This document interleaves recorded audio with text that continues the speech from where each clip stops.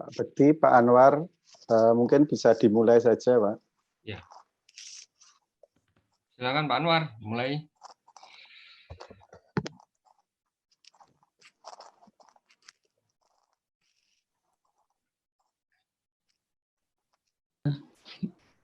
Oke, baik, mohon izin Prof.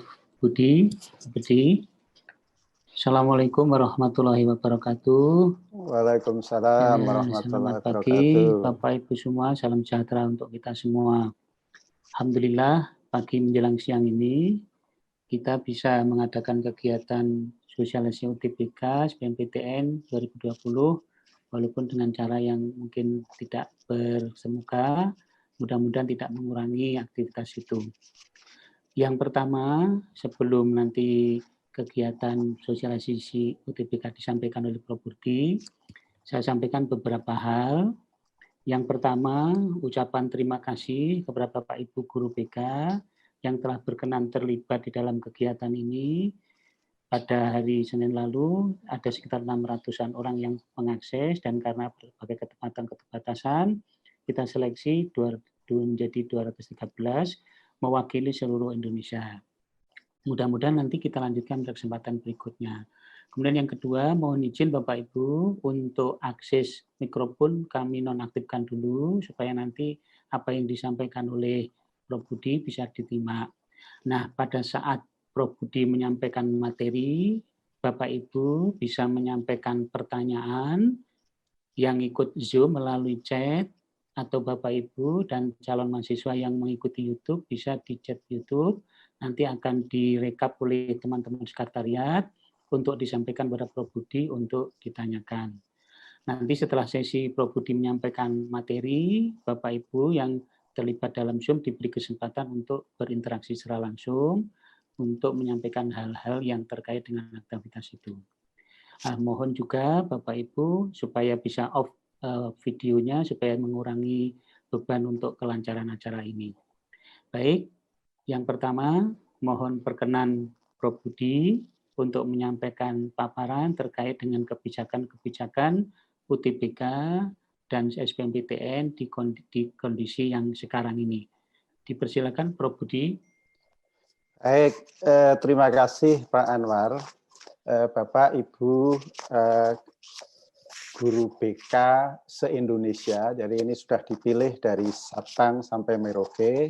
Pertama, Assalamualaikum warahmatullahi wabarakatuh. Waalaikumsalam warahmatullahi wabarakatuh. Selamat pagi dan salam sejahtera untuk kita semua. Semoga kita semua sampai hari ini dan selanjutnya diberi kesehatan.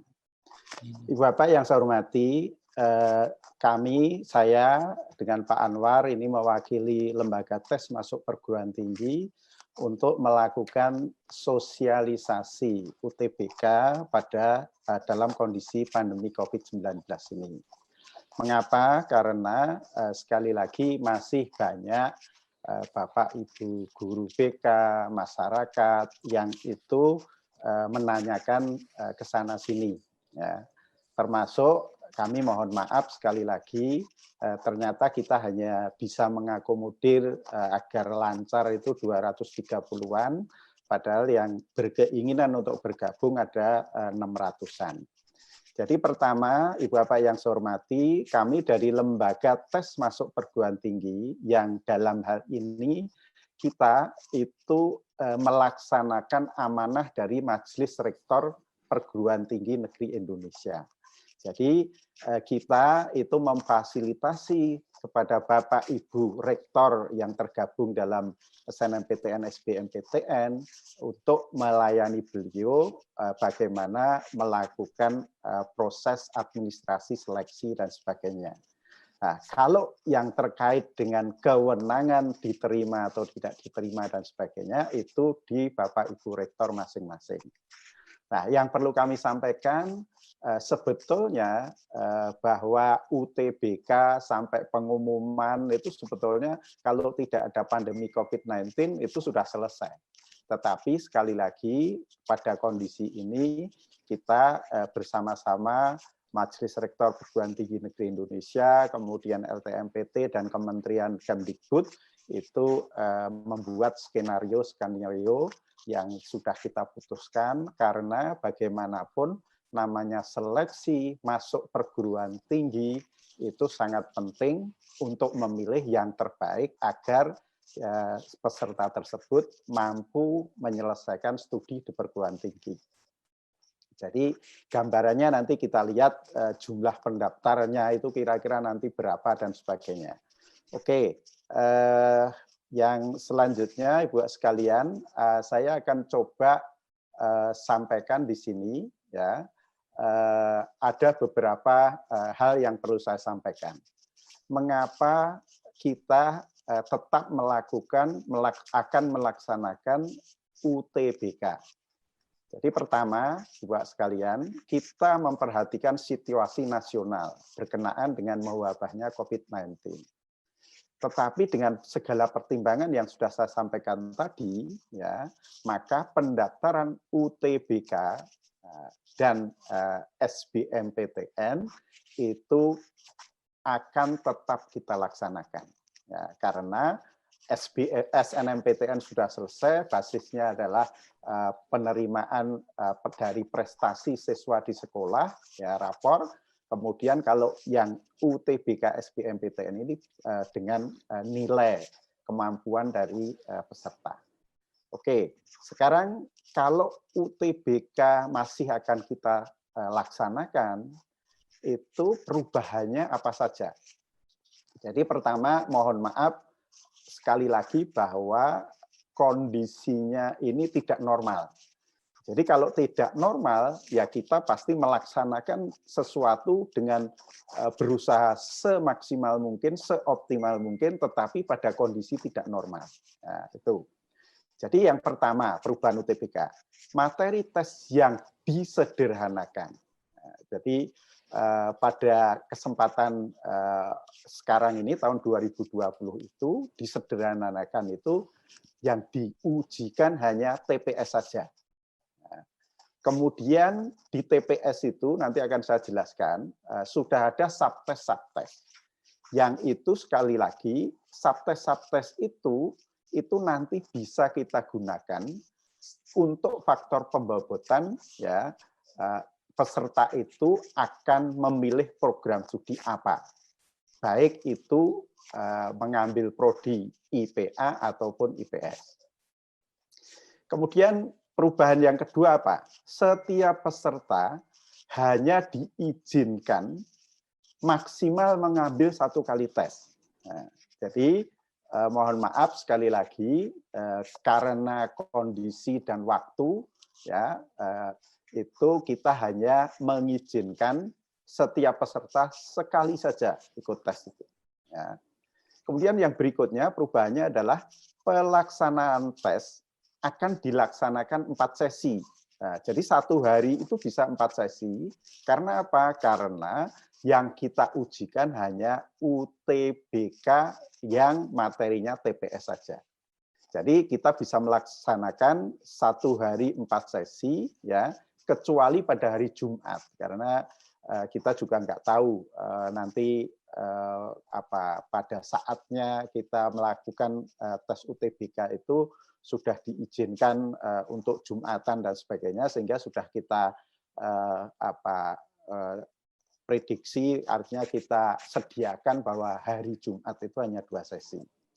Kemudian yang penting lagi, ya, Bapak Ibu guru BK dan adik-adik semua ini yang ikut streaming juga banyak, dan kami mohon sekali lagi mohon maaf nanti saatnya adik-adik lulusan SLTA, SMTA itu akan kita adakan seperti ini juga. Sekarang ini mengapa guru BK? Walaupun guru BK, Bapak Ibu guru BK ini sebetulnya sudah tanda petik, ya, kewajiban untuk membina adik-adik itu sudah selesai karena sudah lulus, tetapi kenyataan di lapangan itu banyak siswa-siswa yang sudah lulus itu tetap berkomunikasi dengan guru BK, menanyakan A sampai Z-nya. Kira-kira begitu. Jadi sekian persen masih terjadi seperti itu, makanya sekali lagi terima kasih Bapak Ibu guru BK itu ikut bergabung dengan kita.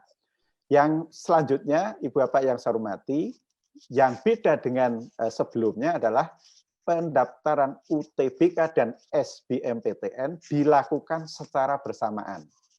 Jadi beda tahun dengan tahun kemarin 2019, karena untuk tahun ini terpaksa kita gabung pendaftaran UTBK dan SBMPTN yang itu berkonsekuensi adik-adik yang akan mendaftar, ya, pilih PTN mana, prodi apa, itu belum tahu nilai saya berapa, nilai TPS saya. Ya. Tetapi kami tetap akan berusaha untuk transparan, sehingga nilai UTBK itu nanti akan kita berikan kepada setiap peserta UTBK, tetapi hanya waktunya saja. Nah, kita usahakan bersamaan dengan pengumuman SBMPTN, atau kalau terpaksa ya 1 jam atau 2 jam setelah pengumuman SBMPTN. Oke, jadi nanti pada saat pendaftaran itu sekali lagi sudah diminta setiap siswa itu memilih lokasi tes di mana, pusat UTBK mana, kemudian juga diminta untuk memilih PTN dan program studi apa. Oke, saya lanjutkan. Nah, Ibu Bapak yang saya hormati, pasti ada pertanyaan, Bapak Ibu bertanya-tanya, kok LTMPT itu berani ya mau mengadakan UTBK pada tanggal yang sudah ditentukan. Nah, kami terus terang pada saat ini, jadi terus-menerus itu selalu berkoordinasi dengan Majelis Rektor, Kemdikbud, dan juga Satgas Covid, baik itu di daerah masing-masing pusat UTBK maupun pusat, itu dalam rangka sebetulnya termasuk semoga pada saatnya nanti sudah diizinkan. Ya. Nah, kami sudah mencoba melihat dari berbagai skenario berakhirnya COVID-19 itu di Indonesia seperti apa. Jadi ada yang skenario optimis, moderat, pesimis. Nah, kita mengambilnya itu terus terang yang moderat, tengah-tengah lah, gitu ya. Jadi kalau optimis itu kira-kira April Mei itu mestinya udah selesai.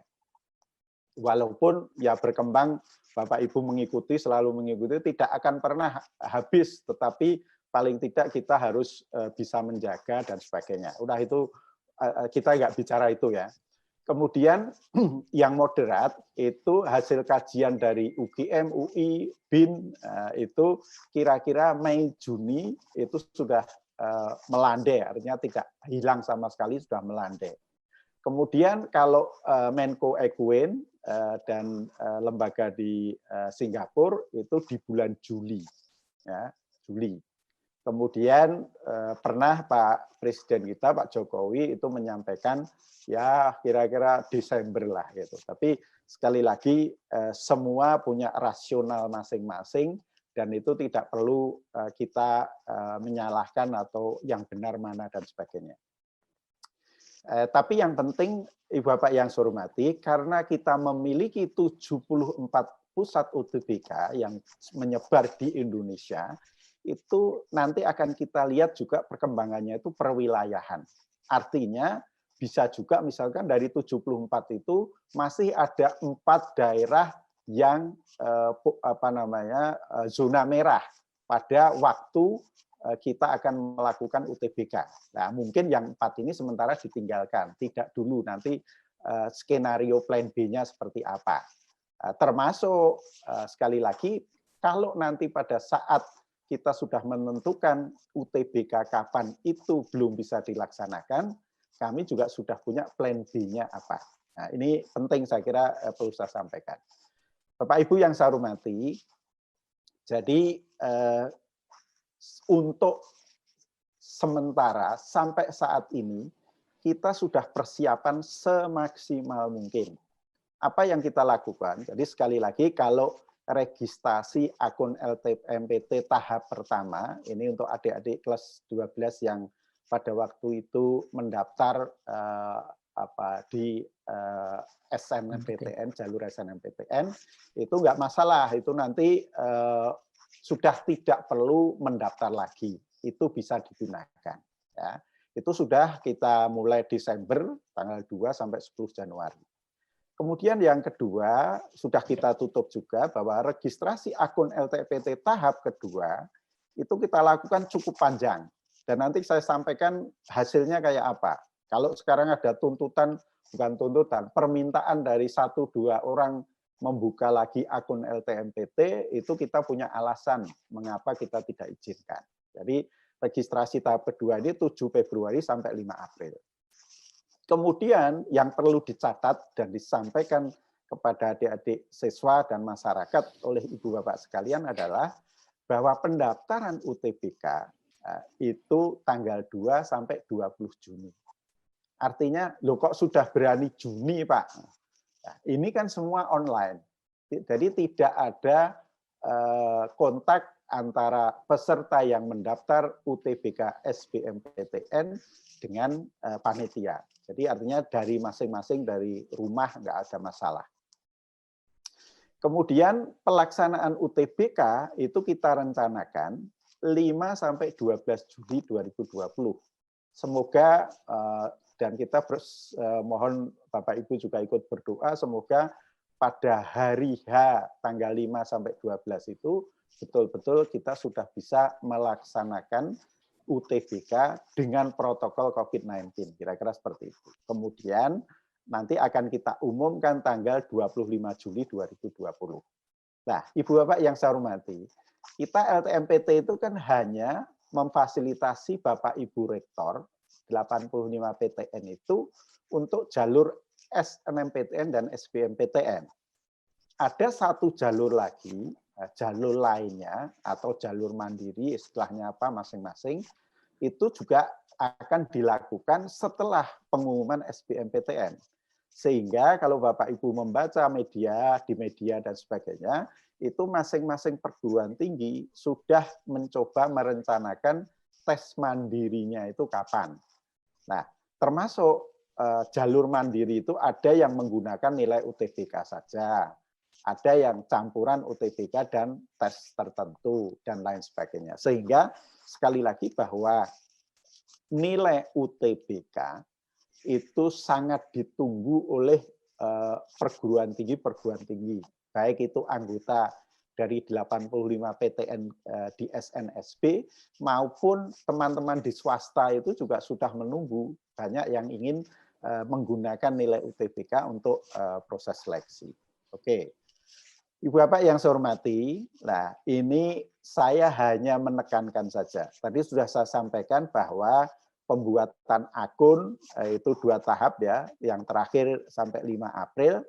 Nah, ini penekanan saya adalah pendaftaran akun LTMPT sudah ditutup.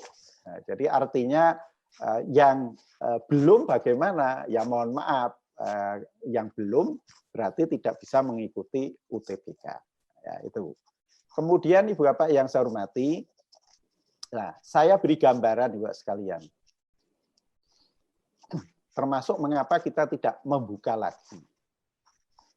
Kalau kita lihat di SSO portal LTMPT kita, adik-adik peserta yang sudah memiliki akun LTMPT, itu sekali lagi kalau dilihat sekolahnya ada 19.683. Kemudian yang terpenting, Ibu sekalian, di tahap pertama itu yang memiliki akun LTMPT sudah 1.272.000 sekian. Nah, kemudian kita buka tahap kedua yang cukup panjang. Nah, ini mestinya kita peruntukkan adik-adik yang angkatan 2018 dan 2019 yang akan ikut tes lagi, plus adik-adik kelas 12 yang belum punya akun LTMPT, itu jumlahnya nggak banyak. Hanya ya banyak tapi tidak sebanding dengan tahap pertama. Hanya 206.934.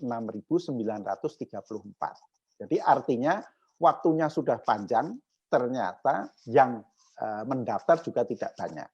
Sehingga totalnya yang memiliki akun LTMPT itu sebanyak 1.479.850 orang. Nah, ini Ibu Bapak yang saya hormati, saya kira sudah sangat banyak.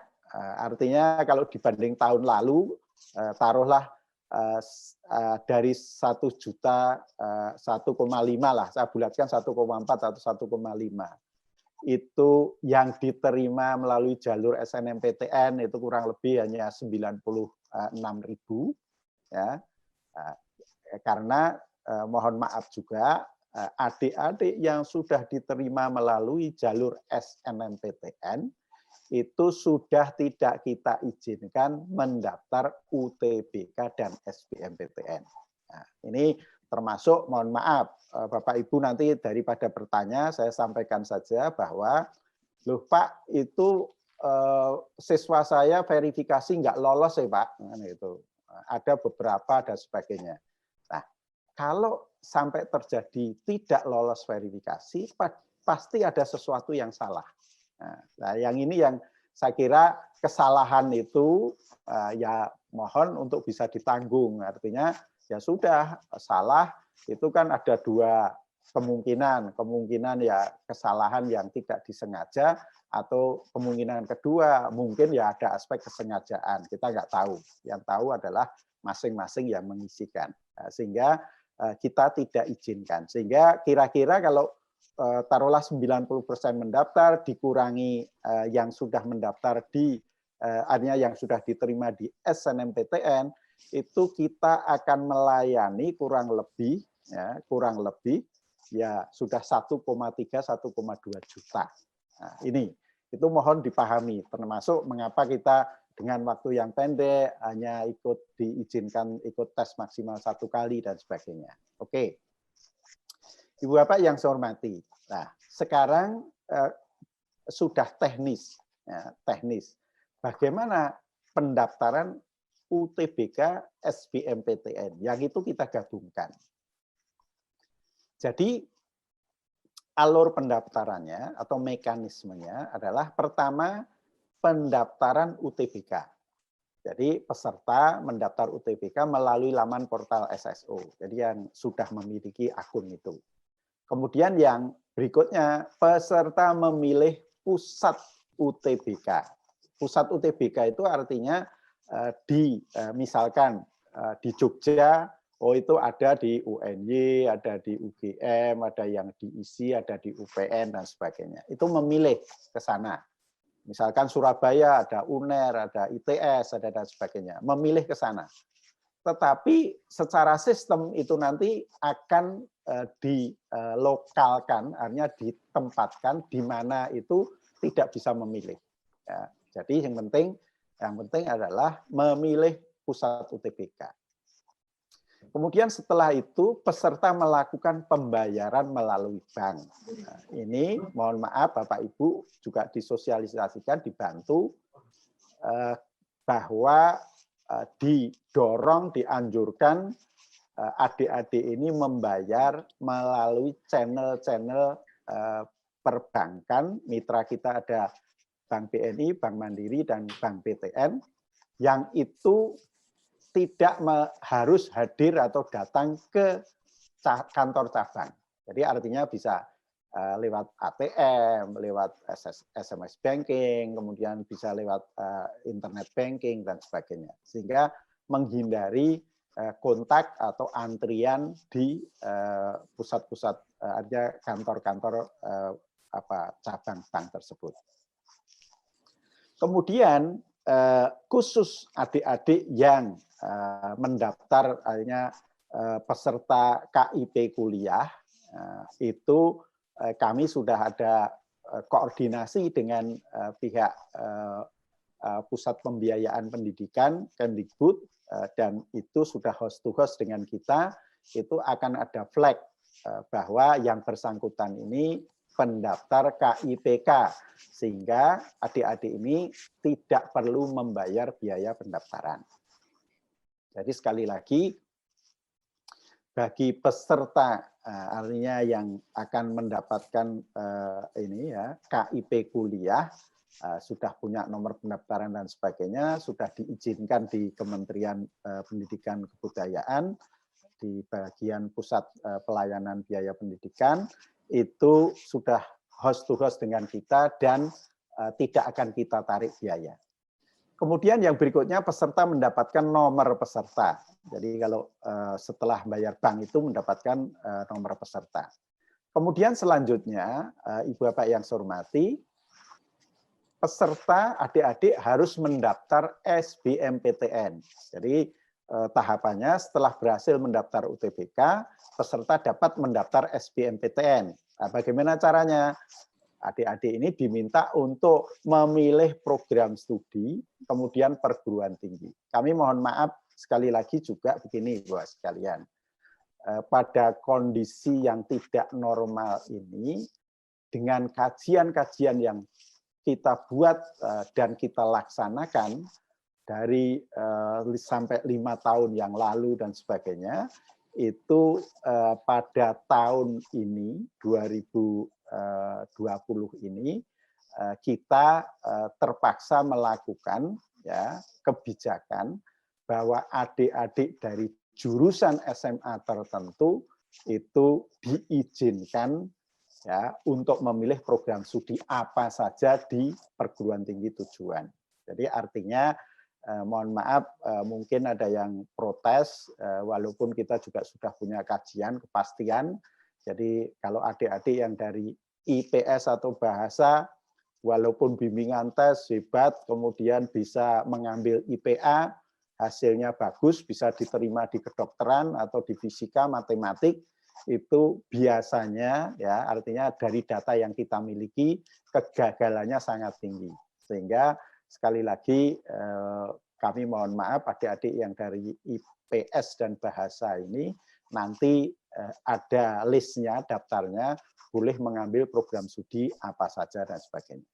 Oke, kemudian kalau tahun 2020 ini kita juga bekerja sama dan membantu Politeknik, ya. Sehingga di pendaftaran UTBK dan SBMPTN 2020 ini ada 8 politeknik negeri yang ikut bergabung pendaftaran di kita. Jadi nanti mohon sekali lagi adik-adik yang akan kuliah memilih di Politeknik itu nanti kliknya ya Politeknik, kalau di perguruan tinggi. Tetapi kami mohon maaf juga tidak bisa cross. Artinya kalau memilih Politeknik, maka 2 pilihan program studi tersebut yang bisa di perguruan tinggi yang sama atau perguruan tinggi yang berbeda harus juga di Politeknik. Jadi di 8 Politeknik yang bergabung kita. Tapi kalau memilih PTN itu berarti bisa cross di 85 PTN yang itu sekali lagi bisa di 1 PTN dua-duanya, 2 pilihannya, kemudian ada bisa yang 1 di misalkan UGM, satunya di UNER dan sebagainya. Oke, jelas. Jadi Bapak Ibu sekali lagi adik-adik tidak perlu ragu.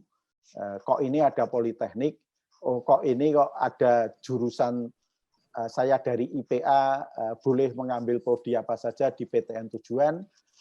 Ya saya dari IPS bahasa kok hanya boleh mengambil prodi-prodi tertentu yang prodi IPS. Nah, itu sudah tidak sekali lagi tidak dibicarakan lagi kira-kira gitu. Kemudian bagi adik-adik yang mengambil program studi olahraga dan seni itu harus mengupload portofolio.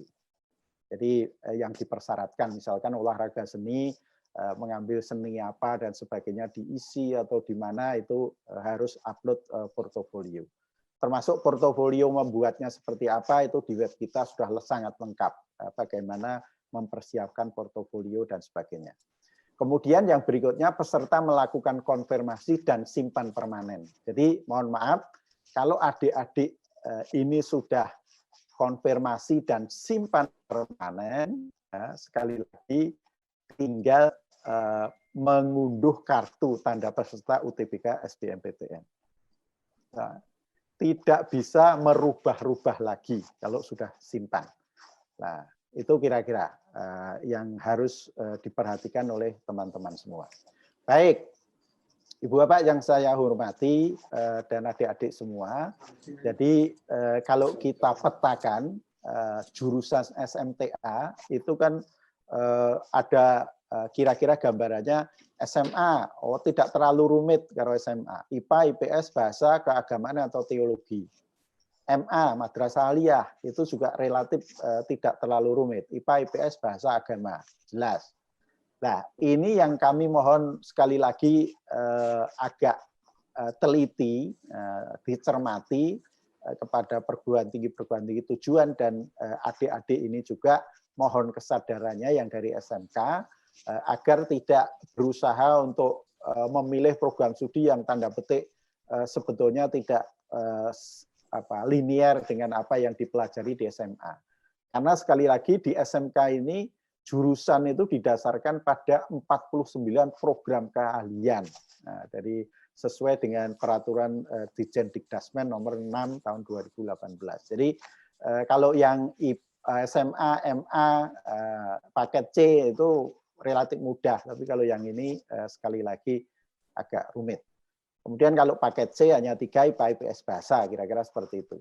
Nah, Ibu Bapak yang saya hormati dan adik-adik semua, ini semua artinya anak IPA boleh mengambil apa, IPS apa, bahasa apa di program studi tujuan perguruan tinggi yang akan diinginkan itu, lihat persyaratan di PTN tujuan dan diterapkan pada sistem pendaftaran. Jadi artinya pada saat pendaftaran itu nanti adik-adik sudah langsung, misalkan saya dari IPA, oh longgar bisa memilih manapun. Oh saya dari IPS, itu yang boleh dipilih di perguruan tinggi mana apa saja. Jadi artinya secara sistem sudah kita buat sedemikian rupa sehingga nanti adik-adik tidak masalah. Oke.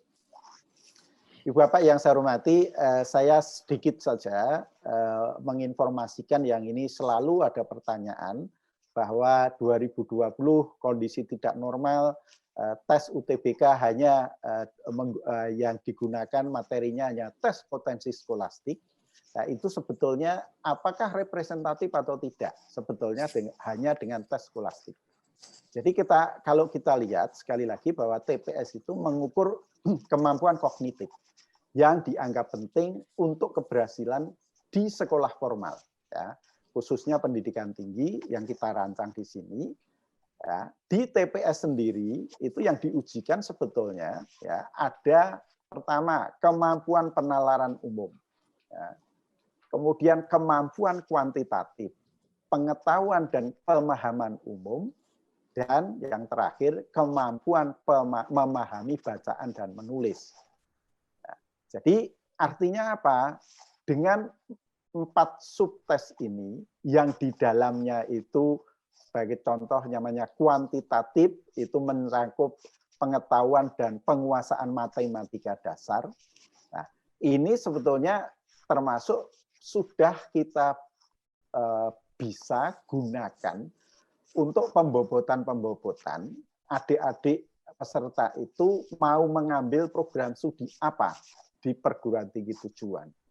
Ini sekali lagi karena kondisi tidak normal tadi, sekali lagi kami sudah ada kajiannya, kemudian pembobotan dan sebagainya itu akan kita lakukan. Jadi percayalah, insya Allah tetap kita bisa mendapatkan peserta siswa yang kualitasnya terbaik dari yang baik-baik untuk bisa masuk ke perguruan tinggi.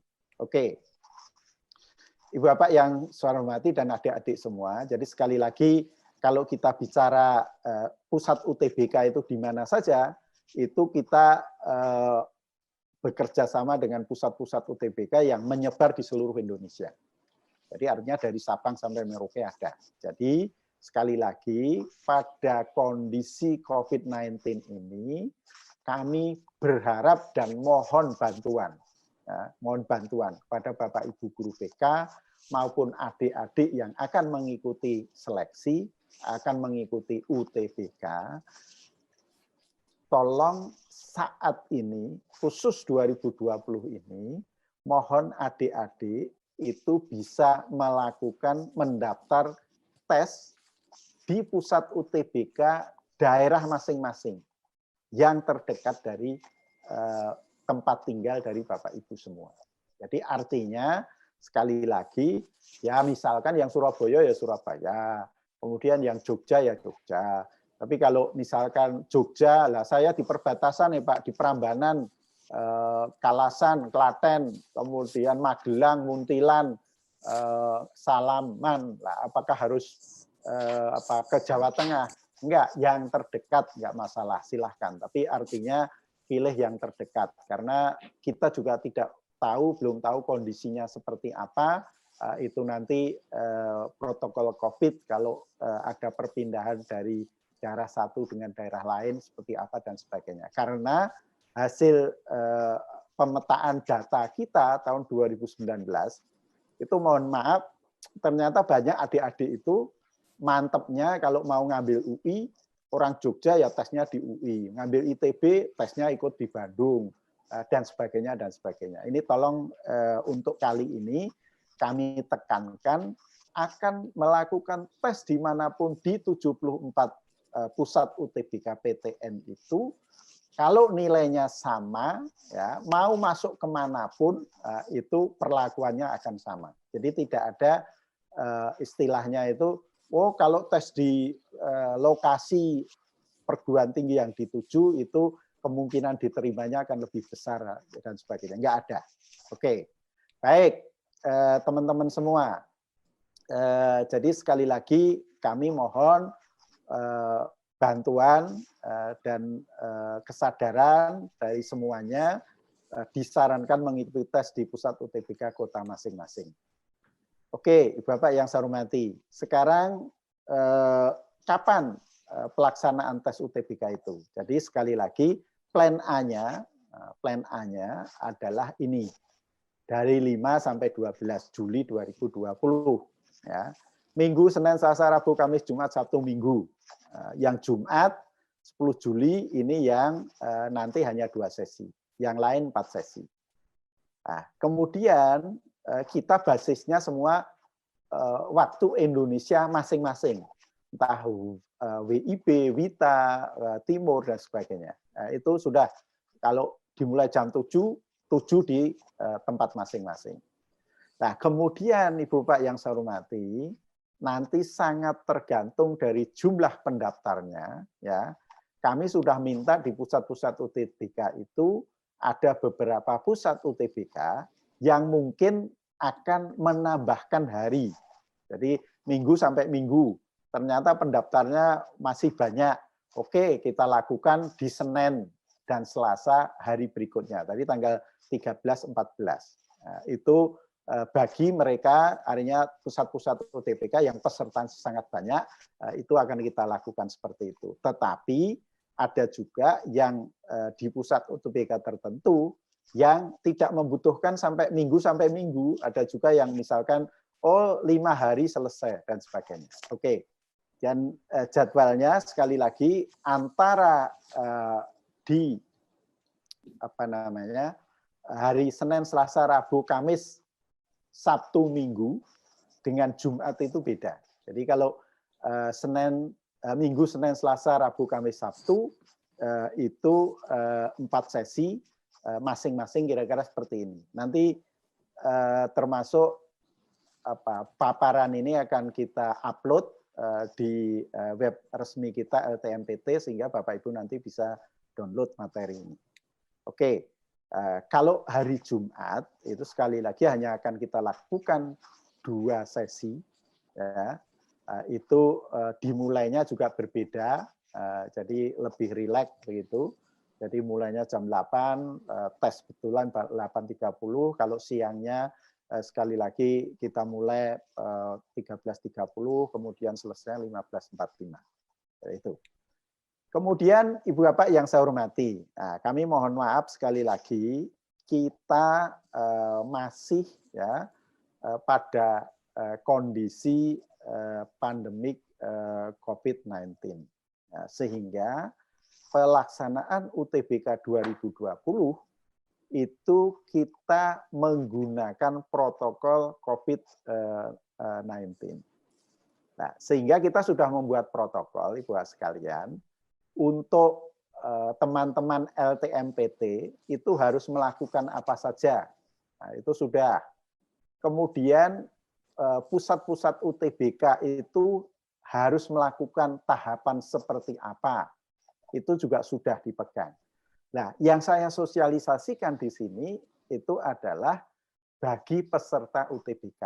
Jadi adik-adik yang akan mengikuti UTBK. Jadi Ibu Bapak yang saya hormati, saya kira kita berusaha semaksimal mungkin untuk bisa memenuhi persyaratan protokol COVID-19. Jadi apa yang harus dilakukan adik-adik ini sebelum pelaksanaan ujian? Ya, sebelum. Pertama, semua SOP atau protokol teknis tetap berlaku untuk melaksanakan UTBK. Jadi artinya ya kami terus terang UTBK itu protokol kan sudah ada, tidak boleh membawa HP, pemeriksaan dan sebagainya dan sebagainya. Itu tetap kita laksanakan. Kemudian yang kedua ya pada saat persiapan ini sebelum pelaksanaan peserta ujian diwajibkan menggunakan masker. Jadi artinya kita juga mendukung agar tidak terjadi penyebaran COVID-19 dan sebagainya. Adik-adik semua peserta wajib menggunakan masker. Kemudian peserta masuk ruang ujian dengan mengikuti protokol kesehatan. Jadi artinya termasuk sekali lagi kita cek temperaturnya, kita minta untuk membersihkan hanya menggunakan disinfektan dan sebagainya. Kemudian peserta masuk ruang ujian dengan mengikuti protokol kesehatan, termasuk jaga jarak dan sebagainya, itu antriannya masuk ke ruang dan sebagainya itu kita atur. Makanya kita terus terang pada kondisi sekarang itu komputer-komputer yang kita gunakan itu ya hanya bisa kurang lebih separuh lah atau 60%. Jadi jarak dan sebagainya itu ya jarak komputer antar satu dengan yang lain itu tetap kita perhatikan. Kemudian yang berikutnya, yang keempat, sebelum memasuki lokasi atau ruang ujian, para peserta harus dipastikan dalam kondisi sehat dan melalui prosedur pemeriksaan COVID-19. Ya.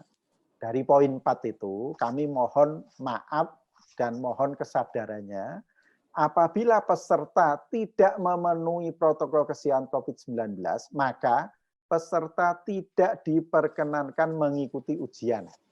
Jadi sekali lagi, jangan sekali lagi membuat orang lain susah kalau misalkan teman-teman itu jelas-jelas baru positif, ya, kok memaksakan untuk ikut dan sebagainya. Itu tolong jangan. Jadi artinya panitia itu berhak untuk melarang peserta yang memang ada masalah kesehatan. Oke.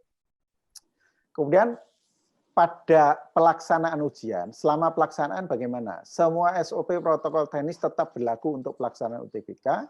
Kemudian peserta ujian diwajibkan menggunakan masker dan di antara komputer satu dengan komputer yang lain di tengah itu akan kita sediakan disinfektan sehingga adik-adik bisa selama melakukan proses tes UTBK itu bisa membersihkan 1-2 kali, kira-kira seperti itulah. Jadi termasuk biar keyboardnya dan sebagainya ya betul-betul tidak tercemar kalau ada yang satu positif dan sebagainya. Oke, kemudian apabila peserta merasakan indikasi permasalahan kesehatan dalam pelaksanaan ujian, harus tetap mengikuti protokol kesehatan. Jadi kami di pusat-pusat UTBK itu yang menyediakan tim kesehatan, termasuk ada ambulan dan sebagainya. Lah ini ya tapi jangan dilihat bahwa kok ngeri ya, bukan. Ini hanya kita coba untuk memberikan pelayanan yang terbaik, itu ya. Kemudian pasca pelaksanaan ujian. Jadi sekali lagi SOP protokol teknis tetap berlaku untuk pelaksanaan UTBK. Kemudian peserta ujian diwajibkan tetap menggunakan masker. Waktunya hanya 105 menit. Jadi artinya menggunakan masker itu kan 4 jam yang bisa kita lakukan dengan persiapan dan sebagainya, mungkin saya kira nggak masalah. Kemudian peserta keluar ruang ujian dengan mengikuti protokol kesehatan. Jadi artinya tetap itu. Nah, kemudian Ibu Bapak yang saya hormati, dengan segala pertimbangan membantu masyarakat pada kondisi pandemi COVID-19 dan sebagainya, ini UTBK adik-adik itu hanya kita wajibkan membayar pendaftaran UTBK yang itu sebagai syarat pendaftaran SBMPTN sebesar 150.000. Ini terus terang kami 150.000 itu sebetulnya nggak cukup ya, karena sekali lagi semua juga baru kondisi seperti ini, pemerintah juga subsidi ke kita banyak dikurangi karena masing-masing kementerian juga dipotong dan sebagainya. Tapi inilah kira-kira 2020 ini kita laksanakan semaksimal kita bisa melakukan dengan berbagai pertimbangan dan berbagai mungkin perhitungan. Baik, saya kira itu Ibu Bapak yang saya hormati. Sekali lagi kita LTMPT itu sudah mestinya sudah beberapa bulan yang lalu kita punya kantor LTMPT itu di Gedung D, lantai 2 Kemdikbud, pintu 1 Senayan, ya, dengan alamat sekretariat, telepon dan sebagainya. Ini sama dengan waktu di Tamrin. Kemudian yang penting, mohon maaf kalau hari-hari ini di sana juga kosong karena semua bekerja dari rumah, ya. Kemudian yang penting sekali lagi kami tekankan kepada ibu bapak sekalian, adik-adik peserta atau siswa semuanya, masyarakat, bahwa semua informasi resmi ya, itu akan kita sampaikan melalui web LTMPT. Jadi artinya kalau informasi di luar itu kami LTMPT tidak bertanggung jawab. Karena sekali lagi mohon maaf, walaupun kondisi seperti ini ternyata masih ada saja masyarakat yang tanda petik membuat bingung bagaimana masuk ke perguruan tinggi dengan membuat prediksi-prediksi, dengan menawarkan macam-macam dan sebagainya. Jadi artinya informasi resmi ada di web LTMPT. Saya kira itu. Baik, saya kira itu Pak Anwar, Ibu Bapak yang saya hormati. Sekali lagi terima kasih atas perhatiannya. Kurang lebihnya mohon maaf. Billahi taufik wal hidayah. Assalamualaikum warahmatullahi wabarakatuh. Iya. Terima kasih Prof. Budi. Beberapa hal penting sudah disampaikan. Nah, untuk kesempatan berikutnya, sambil kami merekap pertanyaan lewat chat dan juga lewat YouTube, Bapak Ibu yang bergabung melalui Zoom dipersilahkan untuk mengajukan pertanyaan. Teknisnya silahkan klik partisipan di bawah, kemudian dialog kanan itu di bawah kiri ada raise hand. Dipersilahkan Bapak Ibu untuk raise hand, nanti akan saya sebutkan nama, kemudian nanti diberi kesempatan oleh tim teknis untuk menyampaikan pertanyaan. Silakan Bapak Ibu. Ya.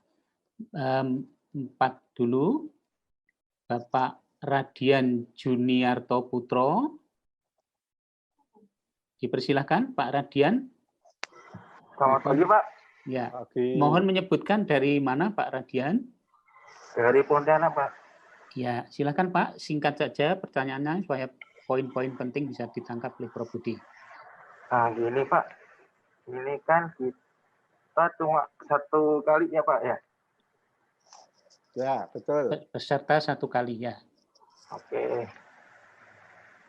Dan itu kalaupun semisal ini, kemarin itu banyak peserta yang main 2 kaki, 2 pasang 2 kaki di itu, semisal di IPA atau di IPS.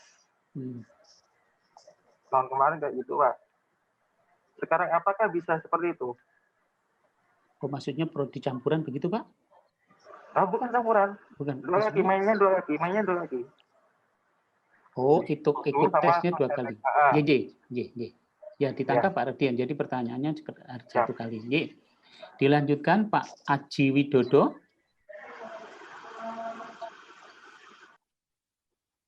Pak Aji Widodo. Ya, halo, selamat pagi. Dari mana Pak Aji? Izin Pak, dari SMA Negeri 26 Jakarta. Ya. Oke, ada beberapa pertanyaan yang hendak kami ajukan. Yang pertama, apa pertimbangan siswa memilih PTN dan prodi yang berpeluang berdasarkan kemampuan siswa tersebut jika dia tidak mengetahui hasil UTBK? Itu yang pertama ya Pak. Ya. Terus yang kedua, menghindari siswa tidak meninggalkan SBMPTN dan memilih mandiri. Terus kemudian yang ketiga, apakah sistem penilaian pembobotan IRT berlaku untuk sehari atau keseluruhan peserta?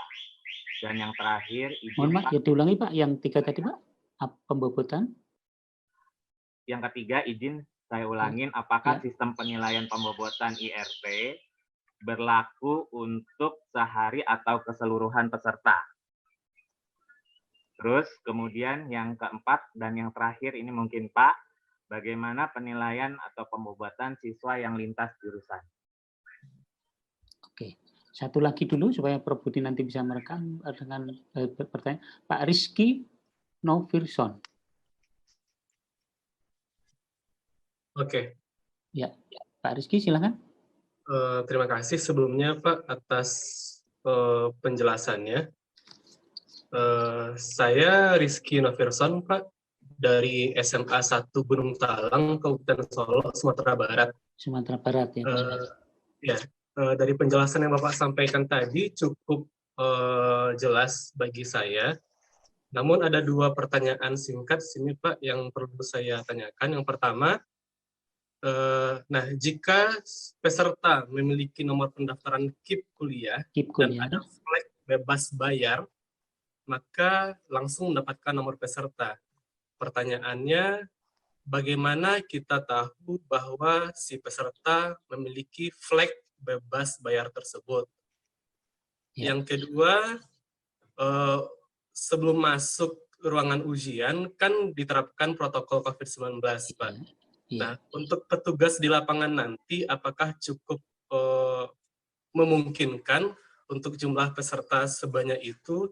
Dan kira-kira butuh waktu berapa lama sebelum siswa masuk ke dalam ruang ujian? Mungkin sekian Pak, terima kasih. Assalamualaikum. Terima kasih Bapak Ibu. Mohon Prof. Budi berkenan untuk memberikan jawaban sebelum dilanjutkan pada pertanyaan berikutnya. Monggo Prof. Budi. Ya, baik. Terima kasih. Pertama Pak Radian ya dari Pontianak. Jadi tadi sekali lagi sudah saya sampaikan, mohon maaf dan kita pada kondisi yang tidak normal. Ya. Sudah saya sampaikan ujian itu hanya diizinkan, hanya setiap peserta hanya diizinkan mengikuti UTBK 1 kali. Ya, itu sekali lagi karena 1 kali saja kira-kira yang harus kita layani 1,2 juta. Dari waktu yang kita miliki yang relatif pendek, karena tanggal 25 itu sudah harus ada hasil. Hasil itu bukan hasil UTBK, tapi hasil seleksi. Karena PTN akhir bulan Juli itu sudah penerimaan mahasiswa baru jalur mandiri. Jadi sekali lagi, dengan segala pertimbangan dan segala permohonan maaf, kita mengoptimalkan apa yang bisa kita lakukan. Jadi sekali lagi hanya 1 kali. Kalau masalah mau 2 kaki, 3 kaki, sekarang itu baik itu anak IPA maupun IPS maupun bahasa, itu tesnya itu hanya 1 kali itu yang diteskan, semua sama, hanya di TPS, materi TPS. Jadi nggak masalah, nggak usah 2 kali, 3 kali kaki tadi nggak perlu. Karena sekali lagi, baik IPA maupun IPS, bahasa, itu tesnya semua sama, hanya TPS saja. Tadi sudah saya jelaskan, di TPS itu ada 4 subtes. Nah, subtes itu yang akan kita pakai untuk pembobotan akan masuk ke program studi mana dan sebagainya. Itu untuk yang pertama. Kemudian yang kedua, ya Pak Aji Widodo dari 26 Jakarta. Ya. Jadi begini Pak Aji, kalau terus terang kalau kita bicara SNSB itu sudah terintegrasi dan kita urus, kita fasilitasi Bapak Ibu Rektor itu di LTMPT. Dan sudah disepakati, disetujui oleh Bapak-Bapak Rektor semua, yang sudah diterima di SNMPTN tidak diizinkan untuk mendaftar UTBK SBMPTN. Artinya clear. Nah, pertanyaannya bagaimana kalau di Mandiri dan SBMPTN? Nah, ini terus terang kami belum bisa ngatur, Pak. Karena Bapak Ibu Rektor kita kan hanya melaksanakan. Bapak Ibu Rektor 85 itu belum ada kesepakatan bahwa oke, yang sudah diterima di SBMPTN tidak boleh mendaftar jalur mandiri. Itu enggak ada kesepakatan itu. Sehingga ya terus terang begini, Pak, adik-adik yang mendaftar SBMPTN itu ada kemungkinan pilihan 1, pilihan 2, kira-kira gitu. Kalau pilihan 1 mungkin sudah mantap, pasti nggak akan pindah, kira-kira seperti itu. Tapi kalau yang pilihan 2, ini ada kemungkinan pasti akan pindah di jalur mandiri. Nah itu termasuk kalau ngeremnya gimana, kita tidak bisa ngerem, Pak. Jadi itu tergantung dari masing-masing.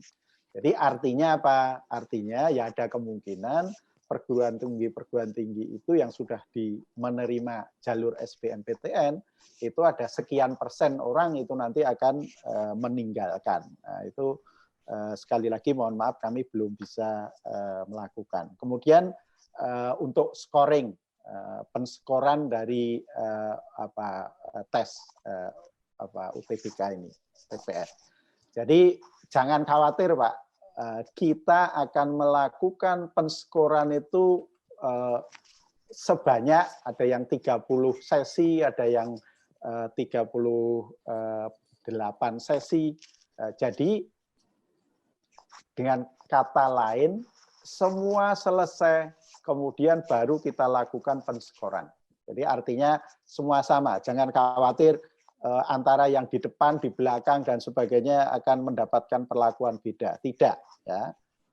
Kemudian pembobotan lintas jurusan itu, ya sekali lagi kami dari LTMPT ini, prosedurnya itu ada yang kita rahasiakan, ada yang tidak kita rahasiakan. Nah itu termasuk sekali lagi kami mohon maaf untuk khusus 2020 ini, yang mestinya tahun kemarin kita sudah transparan, nilai kita berikan dulu, kemudian baru memilih.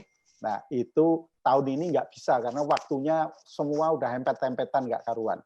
Jadi nggak mungkin kalau harus nilai kita berikan, kemudian adik-adik baru memilih. Makanya pendaftaran UTBK dan SBMPTN secara bersama itu tadi sudah saya sampaikan kelemahannya. Nah kemudian pertanyaan Bapak tadi, lah nggak tahu nilai kok memilih prodi apa dan sebagainya. Ya itu kan kira-kira adik-adik itu ya sudah punya gambaran. Gambarannya itu kira-kira dia kemampuan di SMA-nya seperti apa dan sebagainya itu pasti sudah. Wong 2 tahun yang lalu dan sebelumnya mulai tahun 2008 sampai 2018 itu juga sama, tidak tahu nilainya, dia mendaftar di mana, kan gitu. Jadi artinya kami di 2020 ini sekali lagi mohon maaf terpaksa adik-adik itu ya tidak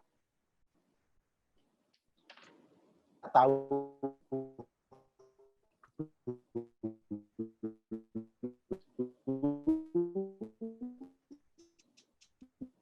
Budi. Oh, mohon sinyalnya Prof Budi. Oke, sudah dengar ya? Iya, siap, Bro. Ya. Oke, jadi KIP kuliah. Tadi sudah saya sampaikan sebetulnya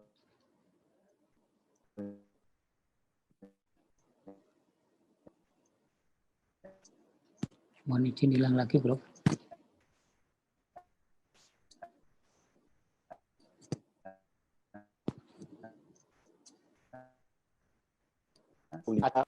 Oke. Jadi tadi sudah saya sampaikan, kami itu host to host dengan kementerian, Kemdikbud. Nah, sehingga dari situ itu adik-adik bisa tahu itu begitu dia mendaftar akun LTMPT-nya apa, kemudian tanggal lahir berapa, NISN, NPSN apa. Kalau dia itu sudah mempunyai atau diizinkan ada KIP, punya KIP kuliah, itu sudah pasti akan diketahui di situ secara langsung. Jadi detik per detik kita datanya itu pertukarannya dengan Kemdikbud. Jadi nggak masalah, ya. Bisa tahu, artinya begitu mendaftar, mengisi data itu akan tahu, ya. Kemudian masalah protokol COVID itu juga sekali lagi kami nanti di pendaftaran itu di kartunya akan kita tuliskan adik-adik bisa datang lebih awal, tapi sekali lagi mulai tahun kemarin 2019 itu kan dengan kita sebar ke beberapa sesi pagi, siang, sore, kemudian hari yang berbeda, itu kan di masing-masing pusat UTBK itu hampir kayak nggak ada kegiatan. Ya. Artinya nggak kelihatan kalau ada tes UTBK itu nggak kelihatan. Jadi artinya insya Allah kami dari panitia itu akan siap. Jadi sebagai contoh saja lah, sebagai contoh, gimana ngukur temperatur. Nah, itu nanti setiap perguruan tinggi yang dibuka hanya 2 gerbang, mungkin 2 atau 3. Udah sebelum masuk ke kelas-kelas itu sudah diukur temperaturnya pada waktu masuk gerbang, misalkan. Jadi sudah kita perhitungkan semua. Jadi teman-teman saya kira tidak perlu khawatir bahwa nanti akan terjadi kemunduran dan sebagainya. Saya kira itu Pak Anwar. Terima kasih, Bro. Ini ada yang bergabung dari Jeddah, Bro Budi. Ya. Pak Arfan, ini pada kondisi nanti, barangkali nanti ada kebijakan khusus seandainya para peserta yang dari luar negeri, kemarin juga ada pertanyaan dari Atashe Den Haag, bagaimana Bro pelaksanaannya jika pada saat UTBK nanti masih pada kondisi yang sekarang ini, Bro? Jadi, terima kasih, ini telah bergabung dari konselor Sekolah Indonesia Jeddah, Bro. Ya, baik, terima kasih. Saya kira sudah kirim surat ke kita dan sudah kita jawab. Jadi pada kondisi COVID-19 ini, kita tidak bisa melayani teman-teman yang di luar negeri. Karena apa? Karena kita tidak melakukan tes secara daring. Ya, secara daring. Pertanyaannya lagi, mengapa LTMPT kok tidak berani untuk melakukan tes secara daring? Ya kan? Termasuk pertanyaannya kita, terus terang kami belum punya instrumen yang bisa meyakinkan dengan ujian daring itu bahwa yang bersangkutanlah itu yang mengerjakan. Sampai detik ini belum ada sistem apapun, dimanapun, di negara manapun.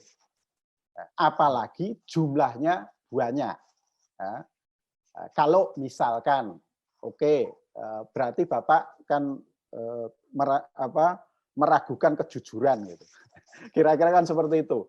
Tapi yang terjadi seperti itu masyarakat kita. Seperti ini, saya di sini. Ini di sebelah saya ini, di sini itu ada cucu saya, tapi kan nggak kelihatan. Kalau tes bisa kita lakukan, kita hubungkan dengan komputer yang lain, yang diawasi adalah yang melakukan tes seperti ini saya kelihatan, tetapi sebetulnya yang ngerjakan di sebelah saya, yang itu tidak kelihatan di kamera ini. Nah, itu. Jadi sekali lagi Jeddah sudah kita jawab bahwa kita LTMPT tidak melakukan tes secara daring, sehingga kita tidak bisa membantu tahun ini untuk melakukan itu. Silahkan, saya kira di jalur mandiri itu teman-teman masing-masing perguruan tinggi itu punya cara, entah itu kerjasama, entah yang lain, silahkan pakai itu dulu. Karena kita pada kondisi yang sekarang ini kita tidak bisa melakukan. Saya kira itu Pak Anwar. Terima kasih, Prof. Budi. Mudah-mudahan sudah terjawab, Pak Arfan. Kemudian kalau terkait dengan pertanyaan KIP kuliah karena berkebangsaan Indonesia tapi lahir besar di Saudi, saya pikir nanti komunikasi langsung dengan Pusat Pembiayaan ya. Pendidikan di Kemdikbud. Baik, lanjut ke Pak Gangga. Pak Gangga Adi.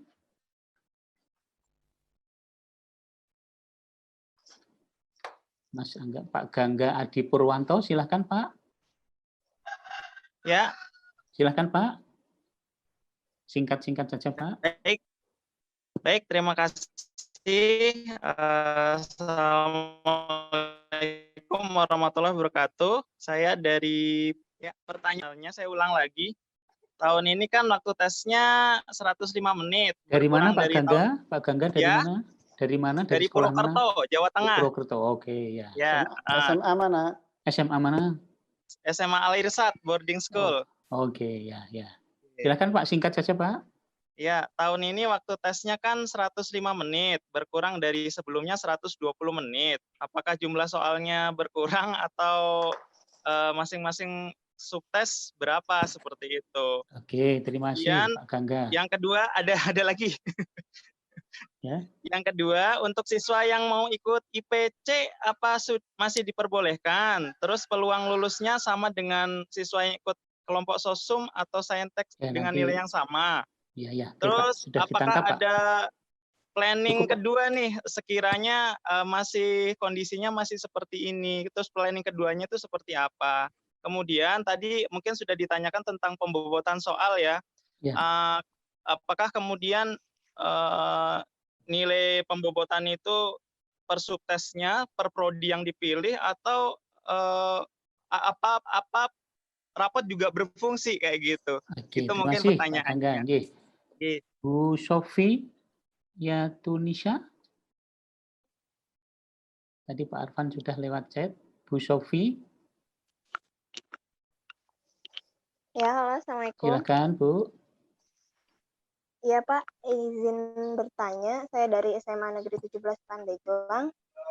Pandeglang. Ya, Banten. Banten ya, silakan Bu. Poin-poin saja.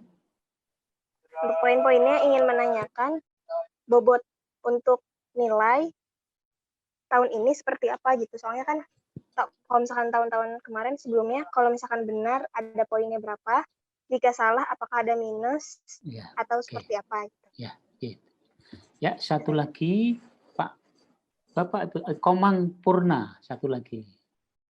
Komang Purna. Jadi kami memilih berdasarkan urutan rangkaian dari atas Bapak Ibu. Monggo silakan Pak Komang Purna. Ya, silakan, baik Pak, terima kasih atas waktunya. Perkenalkan, nama saya Komang Purna dari Karangasem, Bali. Bali ya. Ya. Sebenarnya tadi sudah ada yang ditanyakan, cuma lewat satu pertanyaan. Saya baca di info bahwa kelompok tes sekarang kan saintek dan sosum, walaupun tesnya TPS dan tadi dibilang katanya sama. Jadi di mana letak perbedaan saintek dan sosumnya itu Pak? Apakah nanti di pengolahan IRT-nya yang milih saintek maka diolah di saintek saja dan sosum di sosum saja, atau bagaimana? Terima kasih. Iya, terima kasih Pak Komang. Mohon perkenan Prof Budi, kalau yang tadi sudah dijelaskan barangkali tidak perlu diulang Prof, poin-poin yang tadi. Silakan Prof Budi. Terima kasih Pak Gangga. Ini pertanyaannya sudah detail banget kayak bimbingan tes saja ini, jumlah soal apa. Jadi intinya begini nih ya. Jadi mohon bantuan semuanya teman-teman, termasuk orang yang akan menang itu adalah orang yang siap, nggak usah mikir yang lain-lain ya. Jadi artinya kalau pertanyaannya termasuk jamnya dikurangi, apakah juga akan soalnya berkurang dan sebagainya, itu adalah dapur kita. Tapi yang penting adalah bahwa tolong adik-adik itu persiapan dengan baik. Ya pasti itu hasil analisis kita. Oh ternyata mestinya yang kuantitatif itu seperti apa dan sebagainya. Ya, itu di TPS yang akhirnya ada yang kita kurangi soalnya dikit dan sebagainya. Tapi yang jelas ada pengurangan waktu 15 menit itu ya konsekuensinya adalah ada pengurangan jumlah soal. Ya. Oke, kemudian tadi sudah saya sampaikan termasuk pertanyaan Pak Komang. Jadi nanti adik-adik itu masing-masing akan tahu ya di perguruan tinggi masing-masing itu program studi apa itu boleh didaftari dari SMA jurusan apa. Ya. Ini mohon maaf, yang memang diuntungkan adalah anak-anak adik-adik yang dari IPA. Dari IPA itu akan leluasa. Karena memang sejak dulu hasilnya kita evaluasi ya seperti itu. Jadi anak IPA ini agak lebih luas dan kenyataannya di lapangan namanya dari yang mengambil program studi akuntansi, manajemen, kemudian ilmu ekonomi, kemudian psikologi, HI dan sebagainya itu kan banyak yang dari anak-anak IPA. Nah, jadi sekali lagi anak-anak IPA itu nanti baik IPS atau bahasa itu bisa melihat dulu di PTN tujuan. Saya pengen ngambil hukum misalkan. Fakultas hukum itu bisa didaftari dari jurusan SMTA apa. Oh kalau IPA ternyata boleh. Oh kalau IPS boleh. Nah ini misalkan. Kemudian kedokteran misalkan. Oh, kedokteran ternyata hanya boleh yang dari IPA saja, yang dari IPS nggak boleh, dan sebagainya itu sudah akan ada di web masing-masing perguruan tinggi, dan itu sudah kita terjemahkan di dalam sistem pendaftaran kita, sehingga adik-adik itu boleh memilih program studi apa, karena dia dari jurusan apa, itu sudah ada di situ. Ya. Kemudian masalah pembobotan itu sekali lagi, pendekatan kita banyak, pendekatan kita itu banyak, jadi berdasarkan basis data yang sudah ada, artinya adik-adik itu prestasinya seperti apa di perguruan tinggi, kita hubungkan dengan nilai-nilai subtes TPS dan sebagainya, itu kita lakukan kajian. Kemudian setelah itu ada juga kita akan melakukan setelah tes dilakukan semua, kemudian baru kita olah, kemudian dari situ kita lihat dan sebagainya, anak IPA, IPS dan sebagainya, kemudian klaster jurusan dan sebagainya, kemudian baru kita lakukan pembobotan yang saat ini 2020. Jadi artinya kalau ditanya ya saya sendiri aja belum tahu, apalagi teman-teman, kira-kira kan seperti itu. Jadi makanya kalau ada orang-orang yang bisa memprediksi atau menginformasikan tahu sebelum waktunya itu, ya terserah mau percaya atau tidak percaya. Jadi artinya saya pribadi aja sampai sekarang juga belum tahu. Ya, oke. Kemudian sama di Pandeglang masalah pembobotan, kemudian Pak Komang saya kira juga sudah terjawab. Jadi artinya bahwa sekali lagi saya sampaikan biar clear ya, karena kondisi COVID-19 ini ya, kita 2020 ini UTBK kita yang kita teskan hanya TPS saja. TPS itu terdiri dari 4 subtes tadi yang susah saya sampaikan. Ada kuantitatif, ada penalaan, dan sebagainya. Nah, dari 4 subtes inilah yang akan kita bawa ke pembobotan nantinya, entah itu klaster dari ada 19 bidang ilmu, kemudian dari 19 itu masing-masing masuk program studi apa saja di perguruan tinggi, karena di perguruan tinggi ada 3.000 sekian program studi yang ikut kita, kemudian kita klasifikasikan ke situ, kemudian yang akhirnya nanti setelah ada kajian, ada hasil analisis, pada waktu penskoran kemudian akan dilakukan pembobotan. Tapi sekali lagi yakinlah Ibu Bapak sekalian, kami di LTMPT ini membantu Bapak Ibu Rektor untuk mendapatkan memprediksi tes kita itu bahwa adik-adik ini mampu menyelesaikan studi di perguruan tinggi, kita akan melakukan seleksi yang terbaik dari yang baik, sehingga itulah yang akan kita lakukan. Saya kira itu, Pak Anwar. Terima kasih. Terima kasih, Prof. Barangkali ada pertanyaan muncul kalau Prof. Mayor, Prof. Ada banjir atau listrik mati dan sebagainya, Prof. Ya. Jadi begini, intinya begini, seperti tahun-tahun sebelumnya, jadi tahun kemarin pun, itu kami, panitia, LTMPT, dan pusat-pusat UTBK mitra kita, itu pasti akan mempertimbangkan itu semua. Jadi artinya, misalkan ada post major, ya sudah, komunikasi antara pusat dengan pusat UTBK, kita putuskan, oke, yang daerah ini, pusat UTBK ini sementara dihentikan, kemudian akan diganti pada waktu lain dan sebagainya. Itu yang jelas kami dengan bersama-sama dengan pusat UTBK daerah itu yang akan memutuskan apakah perlu dilakukan penundaan dan sebagainya kalau ada post major dan post majornya itu seperti apa. Kira-kira itu Pak Anwar. Terima kasih Prof. Termasuk misalkan kondisi masih belum memungkinkan, tentu sesuai dengan kebijakan nasional, Prof. Betul. Ya. Jadi ada kemungkinan itu skenario-nya begini, Bapak sekalian. Jadi tapi juga saya kira sementara kami mempersiapkan termasuk pusat-pusat UTBK mitra kita itu plan A-nya ya ini yang saya sampaikan tadi. Kita akan melakukan tes ya di tanggal 5 sampai 12 Juli. Ya, kalau yang tambahan sesi tambah 2 hari lagi. Itu plan A-nya. Kemudian pertanyaannya nanti kalau koordinasi dan Kementerian Dikbud, Majelis Rektor, Satgas Covid, pusat belum diizinkan bagaimana?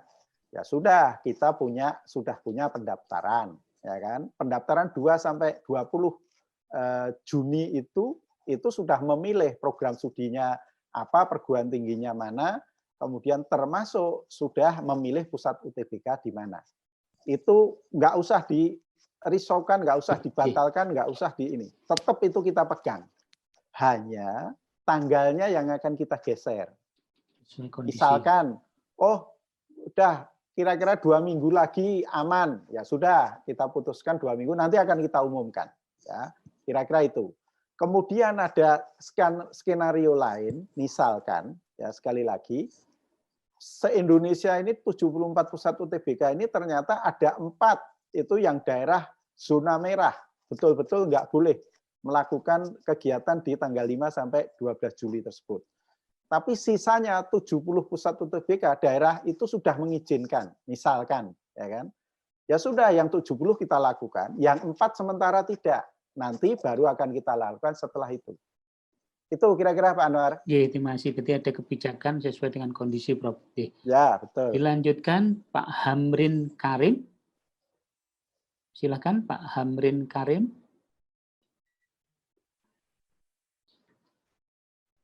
Mas Fajar diberi akses Pak Hamrin Karim.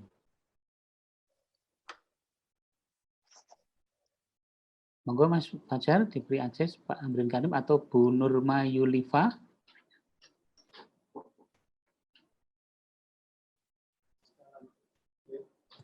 Ya, Bu. Monggo Mas Fajar. Ya, Bu Nurma silakan Bu Nurma. Iya, Assalamualaikum. Bu Nurma silakan. Assalamualaikum, Bu. Bisa dengar suara saya Pak? Ya, silakan. Oke, matur nuwun, alhamdulillah bisa bergabung. Simpel saja Pak, saya dari Madrasah Aliyah Negeri 1 Tuban, Mantuban, Jawa Timur, Yang ingin saya tanyakan yang pertama adalah tentang KIP kuliah Pak. Anak-anak kan login siswa. Maaf saya tanyakan di sini. Anak-anak login lewat siswa, saat login siswa mohon difasilitasi Mohon difasilitasi prestasi. Karena anak-anak tidak bisa unggah prestasinya. Karena tahun lalu kan biasanya unggah prestasi lewat sekolah, laman sekolah, hari ini tidak ada laman sekolah, tidak buka, kemudian mohon nanti siswa bisa diberi akses untuk mengunggah prestasinya. Yang kedua, karena kami dari madrasah ada jurusan keagamaan, saya sangat berharap sekali nanti anak-anak dari jurusan keagamaan muncul di sistem lebih banyak lagi, sebagaimana anak-anak jurusan IPS maupun jurusan bahasa. Mungkin demikian Pak. Ya, terima kasih. Terima kasih. Assalamualaikum. Kemudian Wandi Windiagiri, Bapak ini ya. Oke. Silakan. Ya, selamat siang Bapak. Pada yang terhormat Bapak Budi dan Bapak Koordinator Humas. Iya Pak, saya mau bertanya. Dari mana Pak Wandi? Iya, saya dari guru BK SMA Budi Mulia Tangerang. Tangerang, ya. Oke, iya. Kemarin saya tahun kemarin saya sempat dapat aduan dari murid saya, Pak, terkait dengan sistem penilaian. Ya mungkin itu kebijakan sih, cuman saya masih agak ngeganjel gitu, Pak. Saya kemarin mendengar aduan dari anak saya. Jadi ada 2 anak yang sama ceritanya, Pak. Ada 2 anak yang sama memilih jurusan yang sama. Itu saya sebut saja Untirta Hukum, Pak.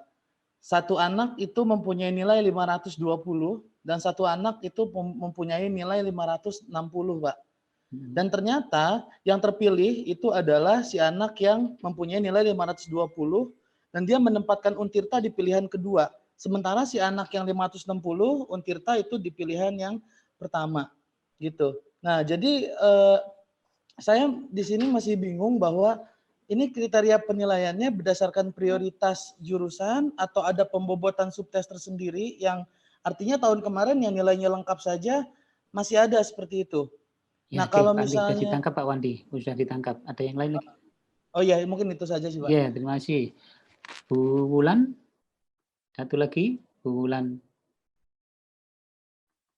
Bapak atau Ibu ini, Wulan Prandari Capri.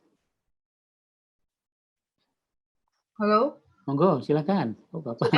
sudah bisa mendengar suara saya? Inge, monggo, silakan. Baik, Bapak, terima kasih atas waktunya. Nama saya Wulan Prandari Capri dari SMA 4 Cibinong. Izin bertanya, ya Bapak.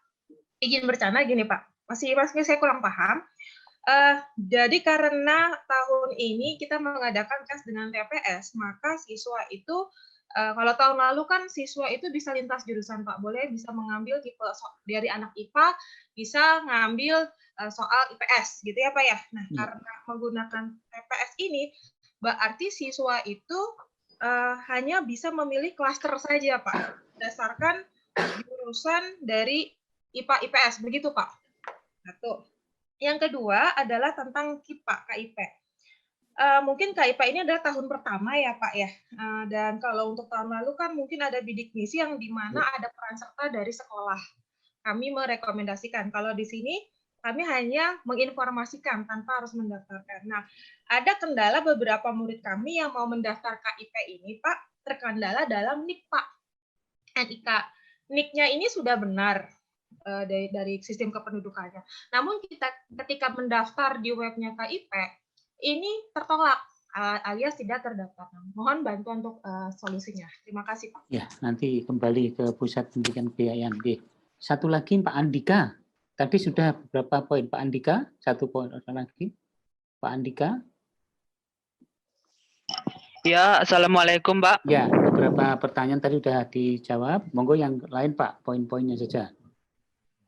Ya, ini satu pertanyaan aja Pak. Ini saya dari SMA Negeri Titian Teras, Jambi. Jambi ya? Iya.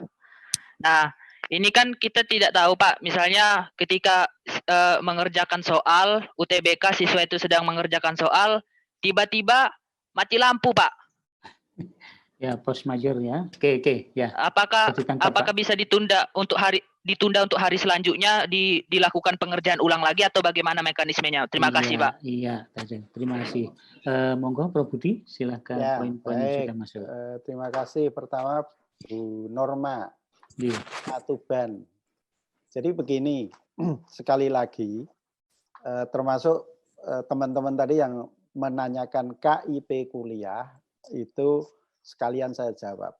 Jadi pertama, memang betul tahun ini itu ada perubahan dari yang kemarin-kemarin itu namanya bidik misi, sekarang dinamakan sesuai pada waktu Pak Jokowi baru kampanye itu KIP kuliah, kan itu.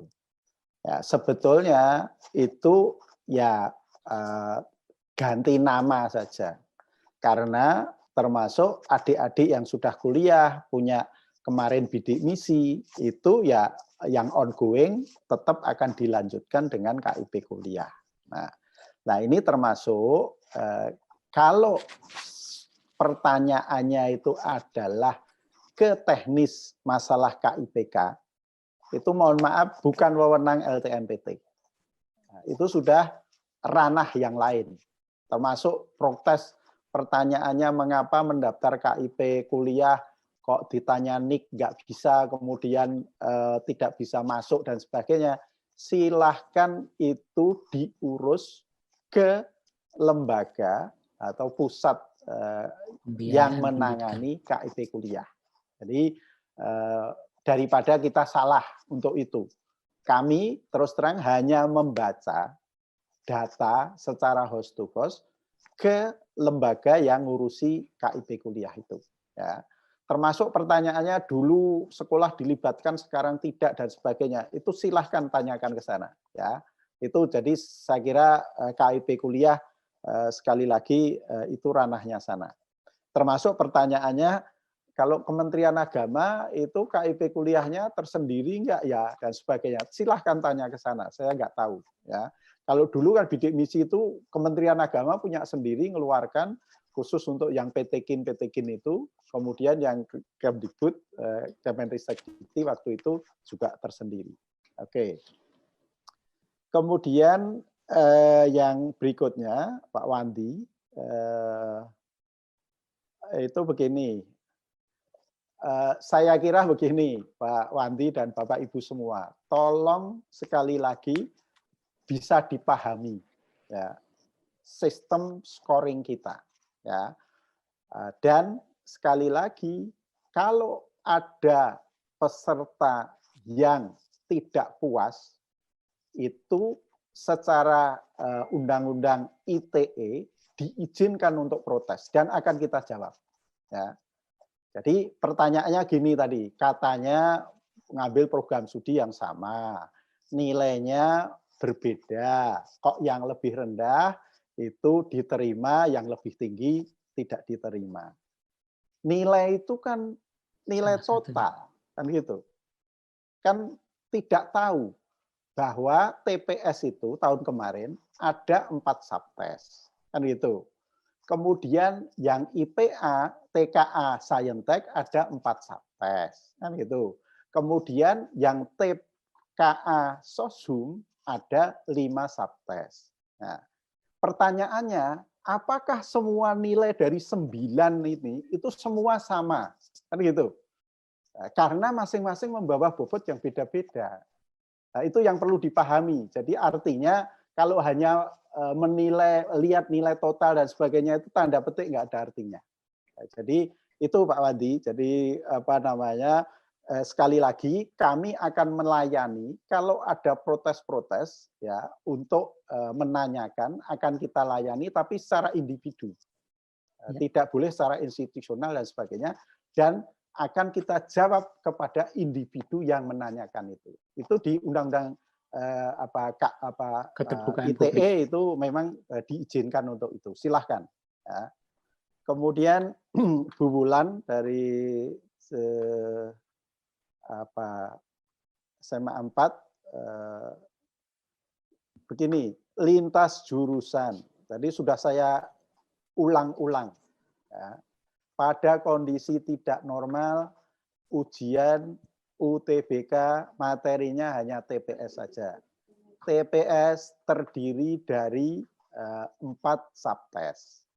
Kemudian mohon maaf, untuk tahun ini dan tahun kemarin sebetulnya sudah diperlakukan juga, itu setiap program studi di perguruan tinggi itu mensyaratkan yang diizinkan mendaftar di prodi tujuan itu dari jurusan apa di SMTA. Jadi di situ. Jadi kalau misalkan tadi saya ekstrimnya itu sudah saya katakan, kalau anak IPS atau bahasa itu punya keterbatasan, prodi-prodi apa saja yang diizinkan. Kemungkinan besar prodi IPA semua tertutup. Ya, tapi itu masing-masing perguruan tinggi yang akan menentukan. Ya, jadi sekali lagi tidak ada lagi bicara apakah mengambil program studi Saintek, Sosum, lintas dan sebagainya, campuran atau apapun, ya sudah, wong tesnya aja hanya TPS. Tapi kalau misalkan peserta tersebut diizinkan untuk mendaftar di prodi IPA, dan prodi IPS, karena pilihannya setiap anak 2, ya, itu nanti masing-masing itu akan punya nilai. Oh, dia kalau mengambil program studi A, nilainya sekian. Kalau memilih program studi B, nilainya sekian. Nah, kemudian baru di dalam proses seleksi itu ada urutannya. Urutannya pasti, ya udah ini nilai sekian ini, kemudian bisa masuk kemana, dan sebagainya. Kalau tidak, dilempar ke pilihan 2, bisa masuk enggak, dan sebagainya. Jadi, saya kira itu. Jadi, sekali lagi, tidak ada lagi. KIP kuliah, Mbak Wulan tadi sudah saya jelaskan, jadi silahkan untuk menghubungi Pusat Pelayanan Pembiayaan Pendidikan, kami tidak bisa membantu. Kemudian Mas Andika, tadi sudah saya sampaikan juga, post major itu yang akan menentukan, memutuskan adalah tim LTMPT pusat sama tim LTMPT di pusat UTBK lokasi atau daerah. Sehingga kondisinya seperti apa, karena kita selama tes itu ada komunikasi dengan 74 pusat studi itu, termasuk kita bisa memantau daerah mana yang ada kematian atau apa lampu dan sebagainya, itu bisa kita pantau semua. Kemudian kalau ada kasus seperti itu langsung kita komunikasi dengan pusat UTBK, kemudian kita putuskan bareng-bareng, ya sudah sementara ditunda, kemudian taruhlah ya, tunda, diperbaiki dulu, menunggu, oh ternyata 15 menit hidup lagi, ya sudah dimulai lagi, kemudian nanti masa atau lama ujian ditambah yang pengurangan waktu dan sebagainya. Ini kira-kira gambarannya seperti itulah. Kalau yang kayak gitu-gitu itu sudah nanti operasional di lapangan, panitia UTBK setempat itu paham semuanya. Makasih. Jadi masih ada satu orang, Prof. Pak Imam Sahrul Ramadan. Silakan Pak Imam Sahrul Ramadan. Baik, Assalamualaikum warahmatullahi wabarakatuh. Terima kasih Prof. Budi dan LTMPT atas kesempatannya. Ada satu hal yang ingin saya Pak Imam? Dari SMA Lab School Kebayoran, Jakarta Selatan, Pak. Oh ya, Jakarta. Ya, silakan. Ada yang saya ingin tanyakan, Pak, ya. Mengenai apakah LTMPT atau Majelis Rektor mengatur kesertaan siswa dalam mengikuti mandiri. Mohon maaf, Pak, ini di luar topik, karena saya lihat setelah saya amati ada beberapa PTN mengumumkan hasil mandiri 5 hari setelah pengumuman SBMPTN, misalkan Undip atau Unpad, jalur prestasi kan tetap menggunakan nilai UTBK, Pak. Apakah LTMPT atau Majelis Rektor mengatur kesertaan siswa dalam mengikuti mandiri, Pak? Terima kasih banyak, Prof. Budi. Iya, monggo, Prof. Budi. Oke, terima kasih, Mas Imam. Jadi begini, kami tadi sudah sampaikan bahwa LTMPT ini apa yang ditangani, jadi hanya SN dan SB. Tadi termasuk ada pertanyaan, wah nanti yang diterima SB pergi untuk pilih mandiri di prodi yang lebih bagus, gimana ya, kita nggak bisa apa-apa. Sama pertanyaannya adalah kalau jalur mandiri bagaimana? Nah, itu sudah di luar kewenangan kita, Mas Imam. Jadi artinya bahwa namanya jalur mandiri itu memang di dalam Permendikbudnya itu sudah di sana itu disampaikan bahwa namanya jalur lainnya atau jalur mandiri itu wewenangnya adalah di perguruan tinggi masing-masing yang dalam hal ini dipimpin oleh rektor masing-masing. Jadi termasuk kalau teman-teman, Bapak Ibu, adik-adik semua melihat jadwal, ya, jadwal ujian mandiri di beberapa perguruan tinggi itu seperti apa, nah, itu pasti akan kelihatan, wow, kok ini sendiri-sendiri, ada yang sudah mulai pendaftaran, ada yang dan sebagainya, ada yang tes, ada yang tidak tes, dan sebagainya. Itu karena memang kita berikan wewenang sepenuhnya kepada masing-masing rektor perguruan tinggi. Saya kira itu, Mas Imam. Terima kasih, Prof. Saya ingin memberi kesempatan yang dari jauh, Prof, yang dari Jeddah tadi, walaupun sudah bertanya, barangkali Siluk Bu Arfan, silakan masih bergabung. Bu Arfan. Ya. Masih bergabung? Iya. Monggo Mas Fajar diberi akses Bu Arfan yang dari Konsulat Sekolah Indonesia di Jeddah. Masih bergabung dengan kita. Silakan. Bapak, Bapak atau Ibu, gambarnya beda. Monggo Pak. Bapak, Mbak Tante. Ya. Silakan Pak Arfan. Tadi teman-teman curiga ini Bapak atau Ibu. Silakan. Tolong suaranya Pak. Belum terdengar Pak.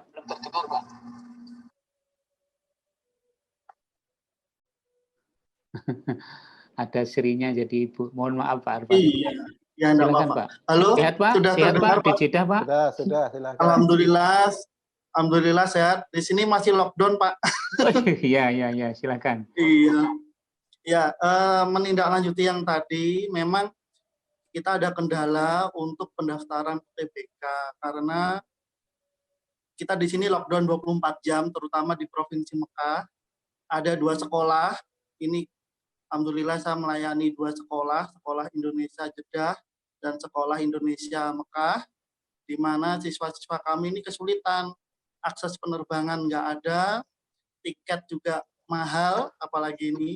Jadi tadi katanya nggak ada ini, jadi gimana Pak untuk solusi terbaiknya? Apakah harus tetap ke Indonesia untuk tes atau memang bagaimana? Karena kesempatan anak-anak ini sangat tipis, apalagi pemerintah di sini sangat ketat penerapan lockdown-nya. Terima kasih itu sih Pak. Ya minimal nanti ada tip untuk menjawab ke siswa gitu Prof Budi. Ya, saya kira gini. Ya, saya kira pertama kita di sini ya masih lockdown. Bukan lockdown bisa tapi ada berangkat, pembatasan. nggak bisa pulang nanti, Pak. Kan gitu, kira-kira ya kan. Kemudian termasuk pendaftaran itu baru akan kita mulai tanggal 2 Juni sampai tanggal 20. Ya. Dan tes itu plan A-nya itu baru akan kita lakukan di bulan Juli tanggal 5 sampai 12. Nah, sehingga saran saya begini, kalau pendaftaran itu kan online, artinya dari manapun tidak masalah, bisa kan gitu. Daftar dulu kalau hanya 150.000 kan gitu. Nah, termasuk pertanyaannya adalah kalau tes yang dilakukan di Jeddah itu sudah firm, sudah kita rapatkan, kita tidak bisa atau sampai detik ini tidak bisa melayani tes daring. Karena dengan berbagai alasan tadi, kami tidak bisa menjawab dan saya sudah tanya ke ahlinya siapapun, termasuk orang Amerika, orang mana itu belum ada keberanian untuk melakukan tes untuk seleksi. Kalau hanya tes untuk screening atau apa itu enggak masalah. Tapi kalau ini untuk seleksi memilih itu enggak berani. Karena sekali lagi tidak ada keyakinan bahwa yang mengerjakan itu betul-betul yang bersangkutan. Dengan sistem apapun, kamera, apa dan sebagainya itu ternyata sampai sekarang tidak bisa. Nah, sehingga oke daftar saja, syukur-syukur bisa pulang ke Indonesia. Pertanyaannya kalau sampai kita tes kok belum ada solusi hanya tidak bisa pulang ke Indonesia bagaimana? Ya, tugasnya kementerian dalam ini Konjen itu menghubungi perguruan tinggi, rektor-rektor itu. Kan ada jalur mandiri. Yang saya tahu kayak UNY itu menerima itu jalur kerjasama seperti itu. Kerjasama dengan KBRI Jeddah. Ya, kira-kira seperti itu bisa dilakukan. Itu solusi, tidak mati, nggak bisa UTBK, nggak jadi sekolah itu nggak ada kayak gitu. Jadi artinya bisa taruhlah dihubungi UNY, dihubungi perguruan tinggi 85 itu kira-kira yang bisa membantu menyalurkan menerima adik-adik itu yang mana saja. Saya kira itu Pak Anwar. Terima kasih Prof. Masih 5 menit, ada 2 orang lagi. Nanti yang terakhir ini sesi terakhir, Esther Damanik, Pak Hamrin. Pak Esther dulu, Damanik, Ibu apa Bapak ini? Monggo. Terima kasih. Ibu, ya silakan Bu. Iya. Selamat siang Pak Prof dan Ya. tim. Saya Ibu Esther Damanik dari SMA Negeri 21. 21 Jakarta? Iya. Oke. Kami sangat senang dengan kegiatan siang hari ini dan kami merasakan pertemuan seperti ini sangat dibutuhkan oleh kami semua guru-guru BK. Orang tua, siswa masih terus menghubungi kami untuk meminta penjelasan. Usul kalau boleh dari kami adalah permintaan agar LTMPT bisa sering mengadakan acara seperti ini, dan kemudian kami minta kalau boleh boleh menjadi narasumber di MGBK gitu. Itu usul kami supaya kita bisa lebih sering bincang terlebih dengan Prof. Budi. Terima kasih. Oke, terima kasih Bu Esther Damanik. Barangkali juga nanti informasi kepada Bapak Ibu di MGMP mana yang kira-kira akan mengadakan kegiatan demikian ini, lalu menyediakan hostnya, nanti kita kondisikan, mudah-mudahan Prof. Budi ada waktu bisa menjadi narasumber begitu. Oke, begitu Prof. Budi. Ini di rumah terus itu berarti paling ada, Bu. Iya, jadi monggo nanti Bapak Ibu yang dicari jauh-jauh dari tim Maluku, dari Ternate dan sebagainya, barangkali nanti ada waktu untuk mengkondisikan menjadi host kegiatan cloud meeting seperti Zoom atau fasilitas yang lain, bisa menghubungi sekretariat untuk dijadwalkan. Yang terakhir dari Pak Hamrin Karim, Prof. Budi. Pak Hamrin Karim, silakan. Ini yang terakhir sebelum kita close. Silakan Pak Hamrin. Baik. Masih bergabung Pak Hamrin, silakan Pak. Baik, terima kasih banyak Pak Prof dan juga panitia. Assalamualaikum warahmatullahi wabarakatuh. Waalaikumsalam. Ya, mohon maaf tadi saya sholat dulu, Prof. Oh Jadi, iya ya. kesempatan. Dari mana Pak? Dari nama saya Hamrin Karim dari SMA Negeri 6 Samarinda, Provinsi Samarinda. Kalimantan Timur. Oke, ya. Ya. Sudah. Ini kebetulan saya ada bertanya juga kepada para siswa saya, ada titip pertanyaan atau tidak. Jadi ini ada beberapa pertanyaan mereka yang sebelumnya sudah sempat terjawab. Mungkin ini juga sudah terjawab, Prof, tadi karena saya belum tidak mengikutinya. Ya, silakan. Tentang pilihan kampus yang pertama dan kedua, apakah masih sama seperti sistem penyeleksiannya atau prioritasnya sama seperti pada saat SMPTN? Nah, kemudian yang kedua yaitu tentang bentuk soal dari UTBK ini, apakah sama seperti tahun sebelumnya bentuk-bentuk soalnya, kemudian tentang skor penilaiannya, apakah sama? Ya, mungkin sudah dibahas tadi. Saya tidak nanti bisa dilihat chatnya, insya Allah YouTube nanti bisa dilihat. Prof. Budi, ini terakhir Prof. Budi, mohon berkenan untuk, walaupun mungkin ada poin yang diulang, barangkali ada penegasan. Silakan Prof. Pak Hamrin SMA 6 Samarinda. Jadi begini, pertama pilihan. Ya. Tadi sudah saya sampaikan bahwa setiap peserta diizinkan memilih 2 program studi. Ya, masalah program studinya itu apakah IPA IPS diizinkan dari SMTA jurusan apa, itu termasuk harus dilihat di laman dulu. Ya. Tapi prinsipnya diizinkan untuk memilih 2 program studi di perguruan tinggi yang sama atau di perguruan tinggi yang berbeda. Jadi satu tadi misalkan di UGM, satu di UNER, atau dua-duanya di UGM dan sebagainya. Jadi sekali lagi pilihan itu masih diizinkan 2. Nah, pertanyaannya antara pilihan 1 dan pilihan 2 itu kira-kira itu bagaimana kansnya dan sebagainya. Pola yang kita lakukan seleksi itu adalah ya pasti orang itu akan diikut sertakan di dalam pilihan 1 dulu, kan gitu. Oke, yang pilihan 1 ke seleksi. Kemudian nanti sudah selesai semua pilihan 1 habis, kemudian kalau misalkan perguruan tinggi tersebut boleh juga kalau pilihan 2, ini 2 itu pasti lari misalkan. Oh ya, saya tidak menerima pilihan 2 misalkan. Itu ya terserah perguruan tingginya. Karena kita terus terang melayani itu. Makanya yang paling aman itu ya pilihan 1 itu pasti prioritas, kira-kira seperti itu. Kalau pilihan 2 itu kira-kira ya prioritas kedua, kira-kira kan seperti itu. Sehingga itu jadi pertimbangan. Kemudian prinsipnya namanya TPS itu kita sudah putuskan bahwa tes, tapi kali ini hanya TPS, itu ya standar. Namanya tes TPS itu entah kita sudah adopsi dari negara-negara maju, Amerika, Eropa, dan sebagainya. TPS-nya LTMPT itu dari mulai 2019 sampai nanti insya Allah terakhir kapan ya sama seperti itu. Saya kira itu. Ya, makasih. Mohon izin Prof, ini ada dari Papua, Prof, baru bergabung. Bu Sila Amelia, ini terakhir. Nanti monggo Bu Sila Amelia, Mambai. Silakan, Ibu. Iya, makasih Pak Far untuk kesempatan yang diberikan. Bapak, saya mau bertanya tadi, saya sempat ikut sebentar tadi, namun karena baterai saya low, jadi saya keluar. Pertanyaan saya mengenai UTBK.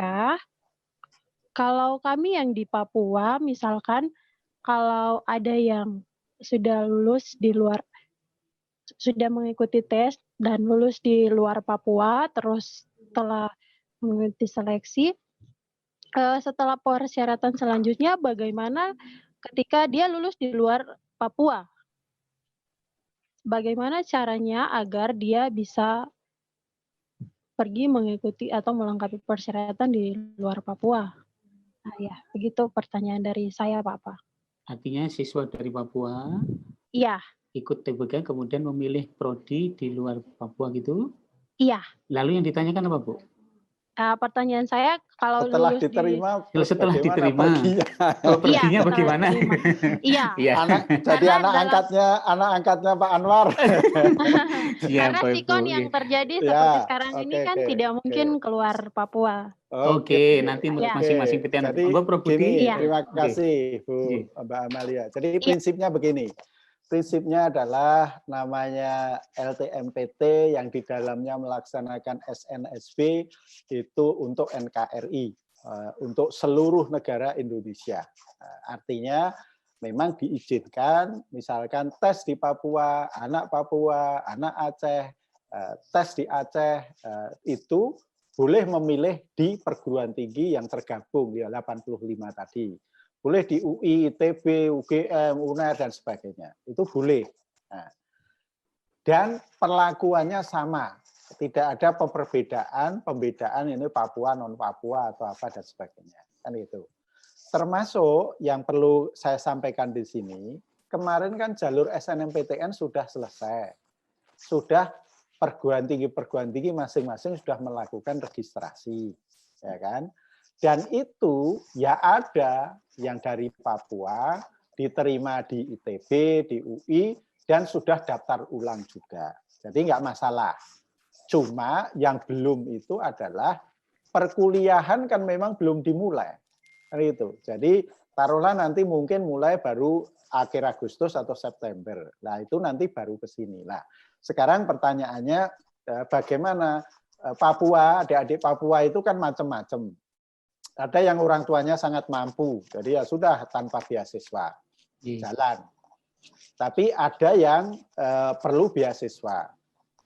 Beasiswa itu tolong sekarang dilihat di lamannya Pusat Pembiayaan di Kemdikbud, pendidikan, pembiayaan pendidikan.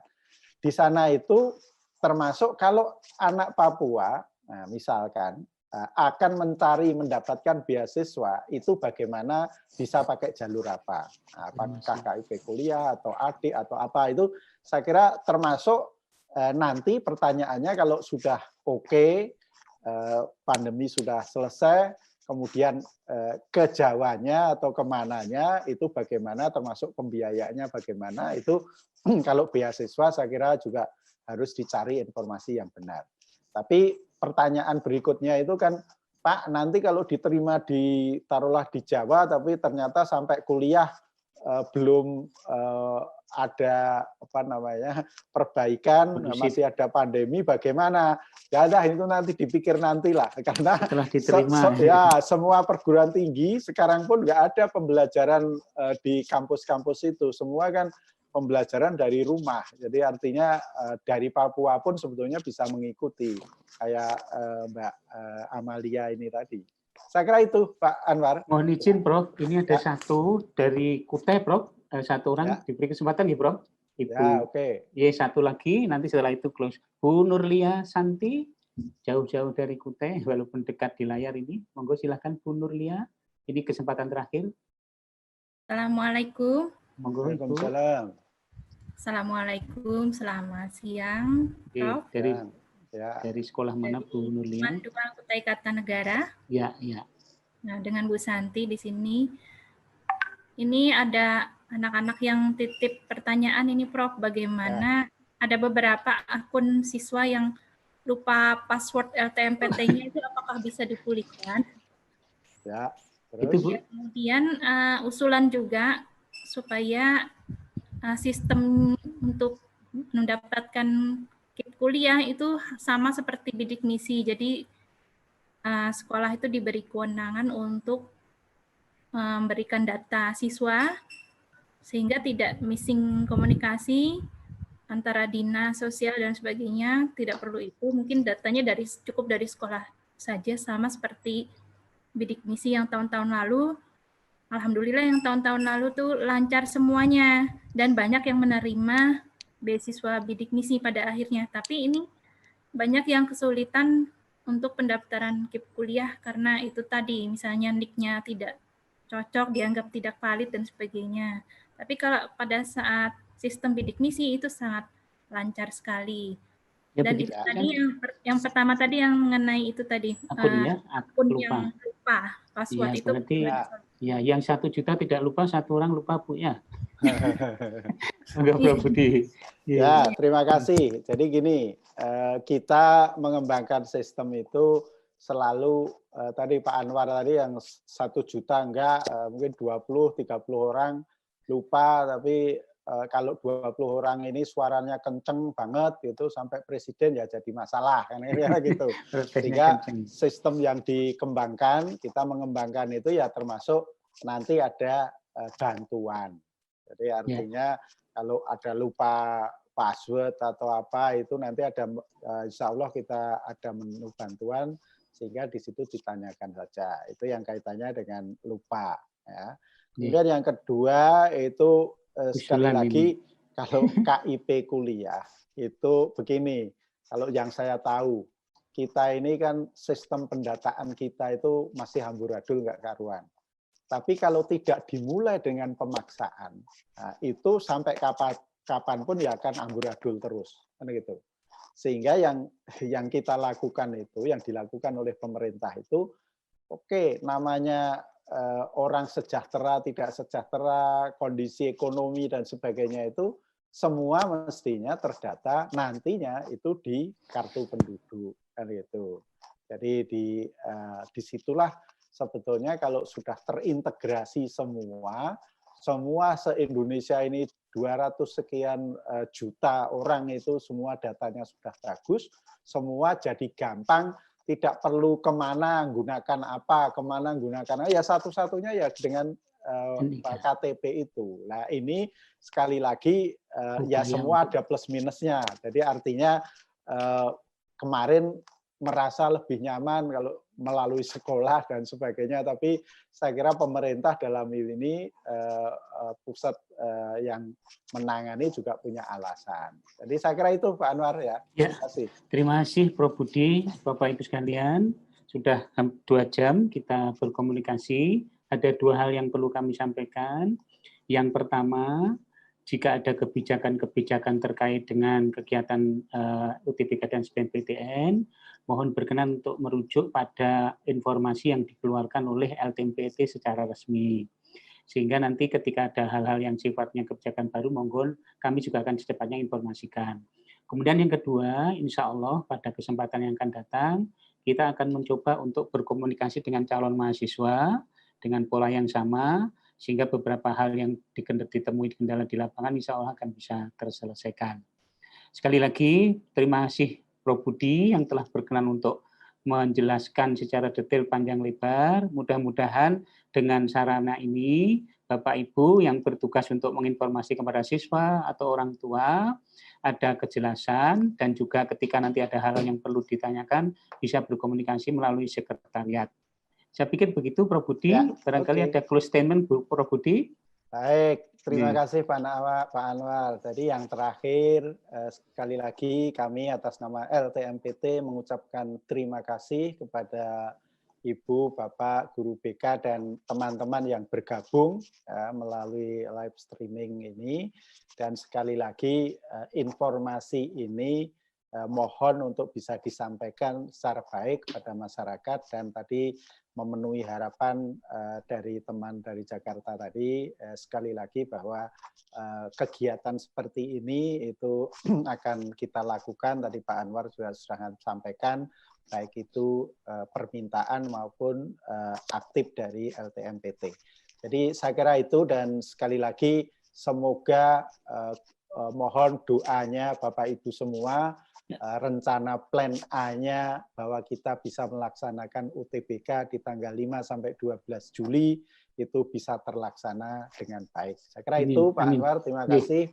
Billahi taufiq wal hidayah. Assalamualaikum warahmatullahi wabarakatuh. Waalaikumsalam warahmatullahi wabarakatuh. Saya pribadi mohon maaf Bapak Ibu. Terima kasih pada tim Pak Bekti dan kawan dari sekretariat, dan juga Bapak Ibu Humas-Humas PTN yang menyimak melalui YouTube. Mudah-mudahan nanti kesempatan berikutnya bisa kita gunakan untuk memperjelas aktivitas LTMPT ke depan. Terima kasih Prof. Budi sekali lagi. Sehat selalu Bapak Ibu. Mudah-mudahan semuanya bisa segera berakhir kondisi ini. Terima kasih. Mohon maaf. Assalamualaikum warahmatullahi wabarakatuh. Insya Allah bertemu di kesempatan yang akan datang. Amin ya rabbal alamin. Saya kembalikan.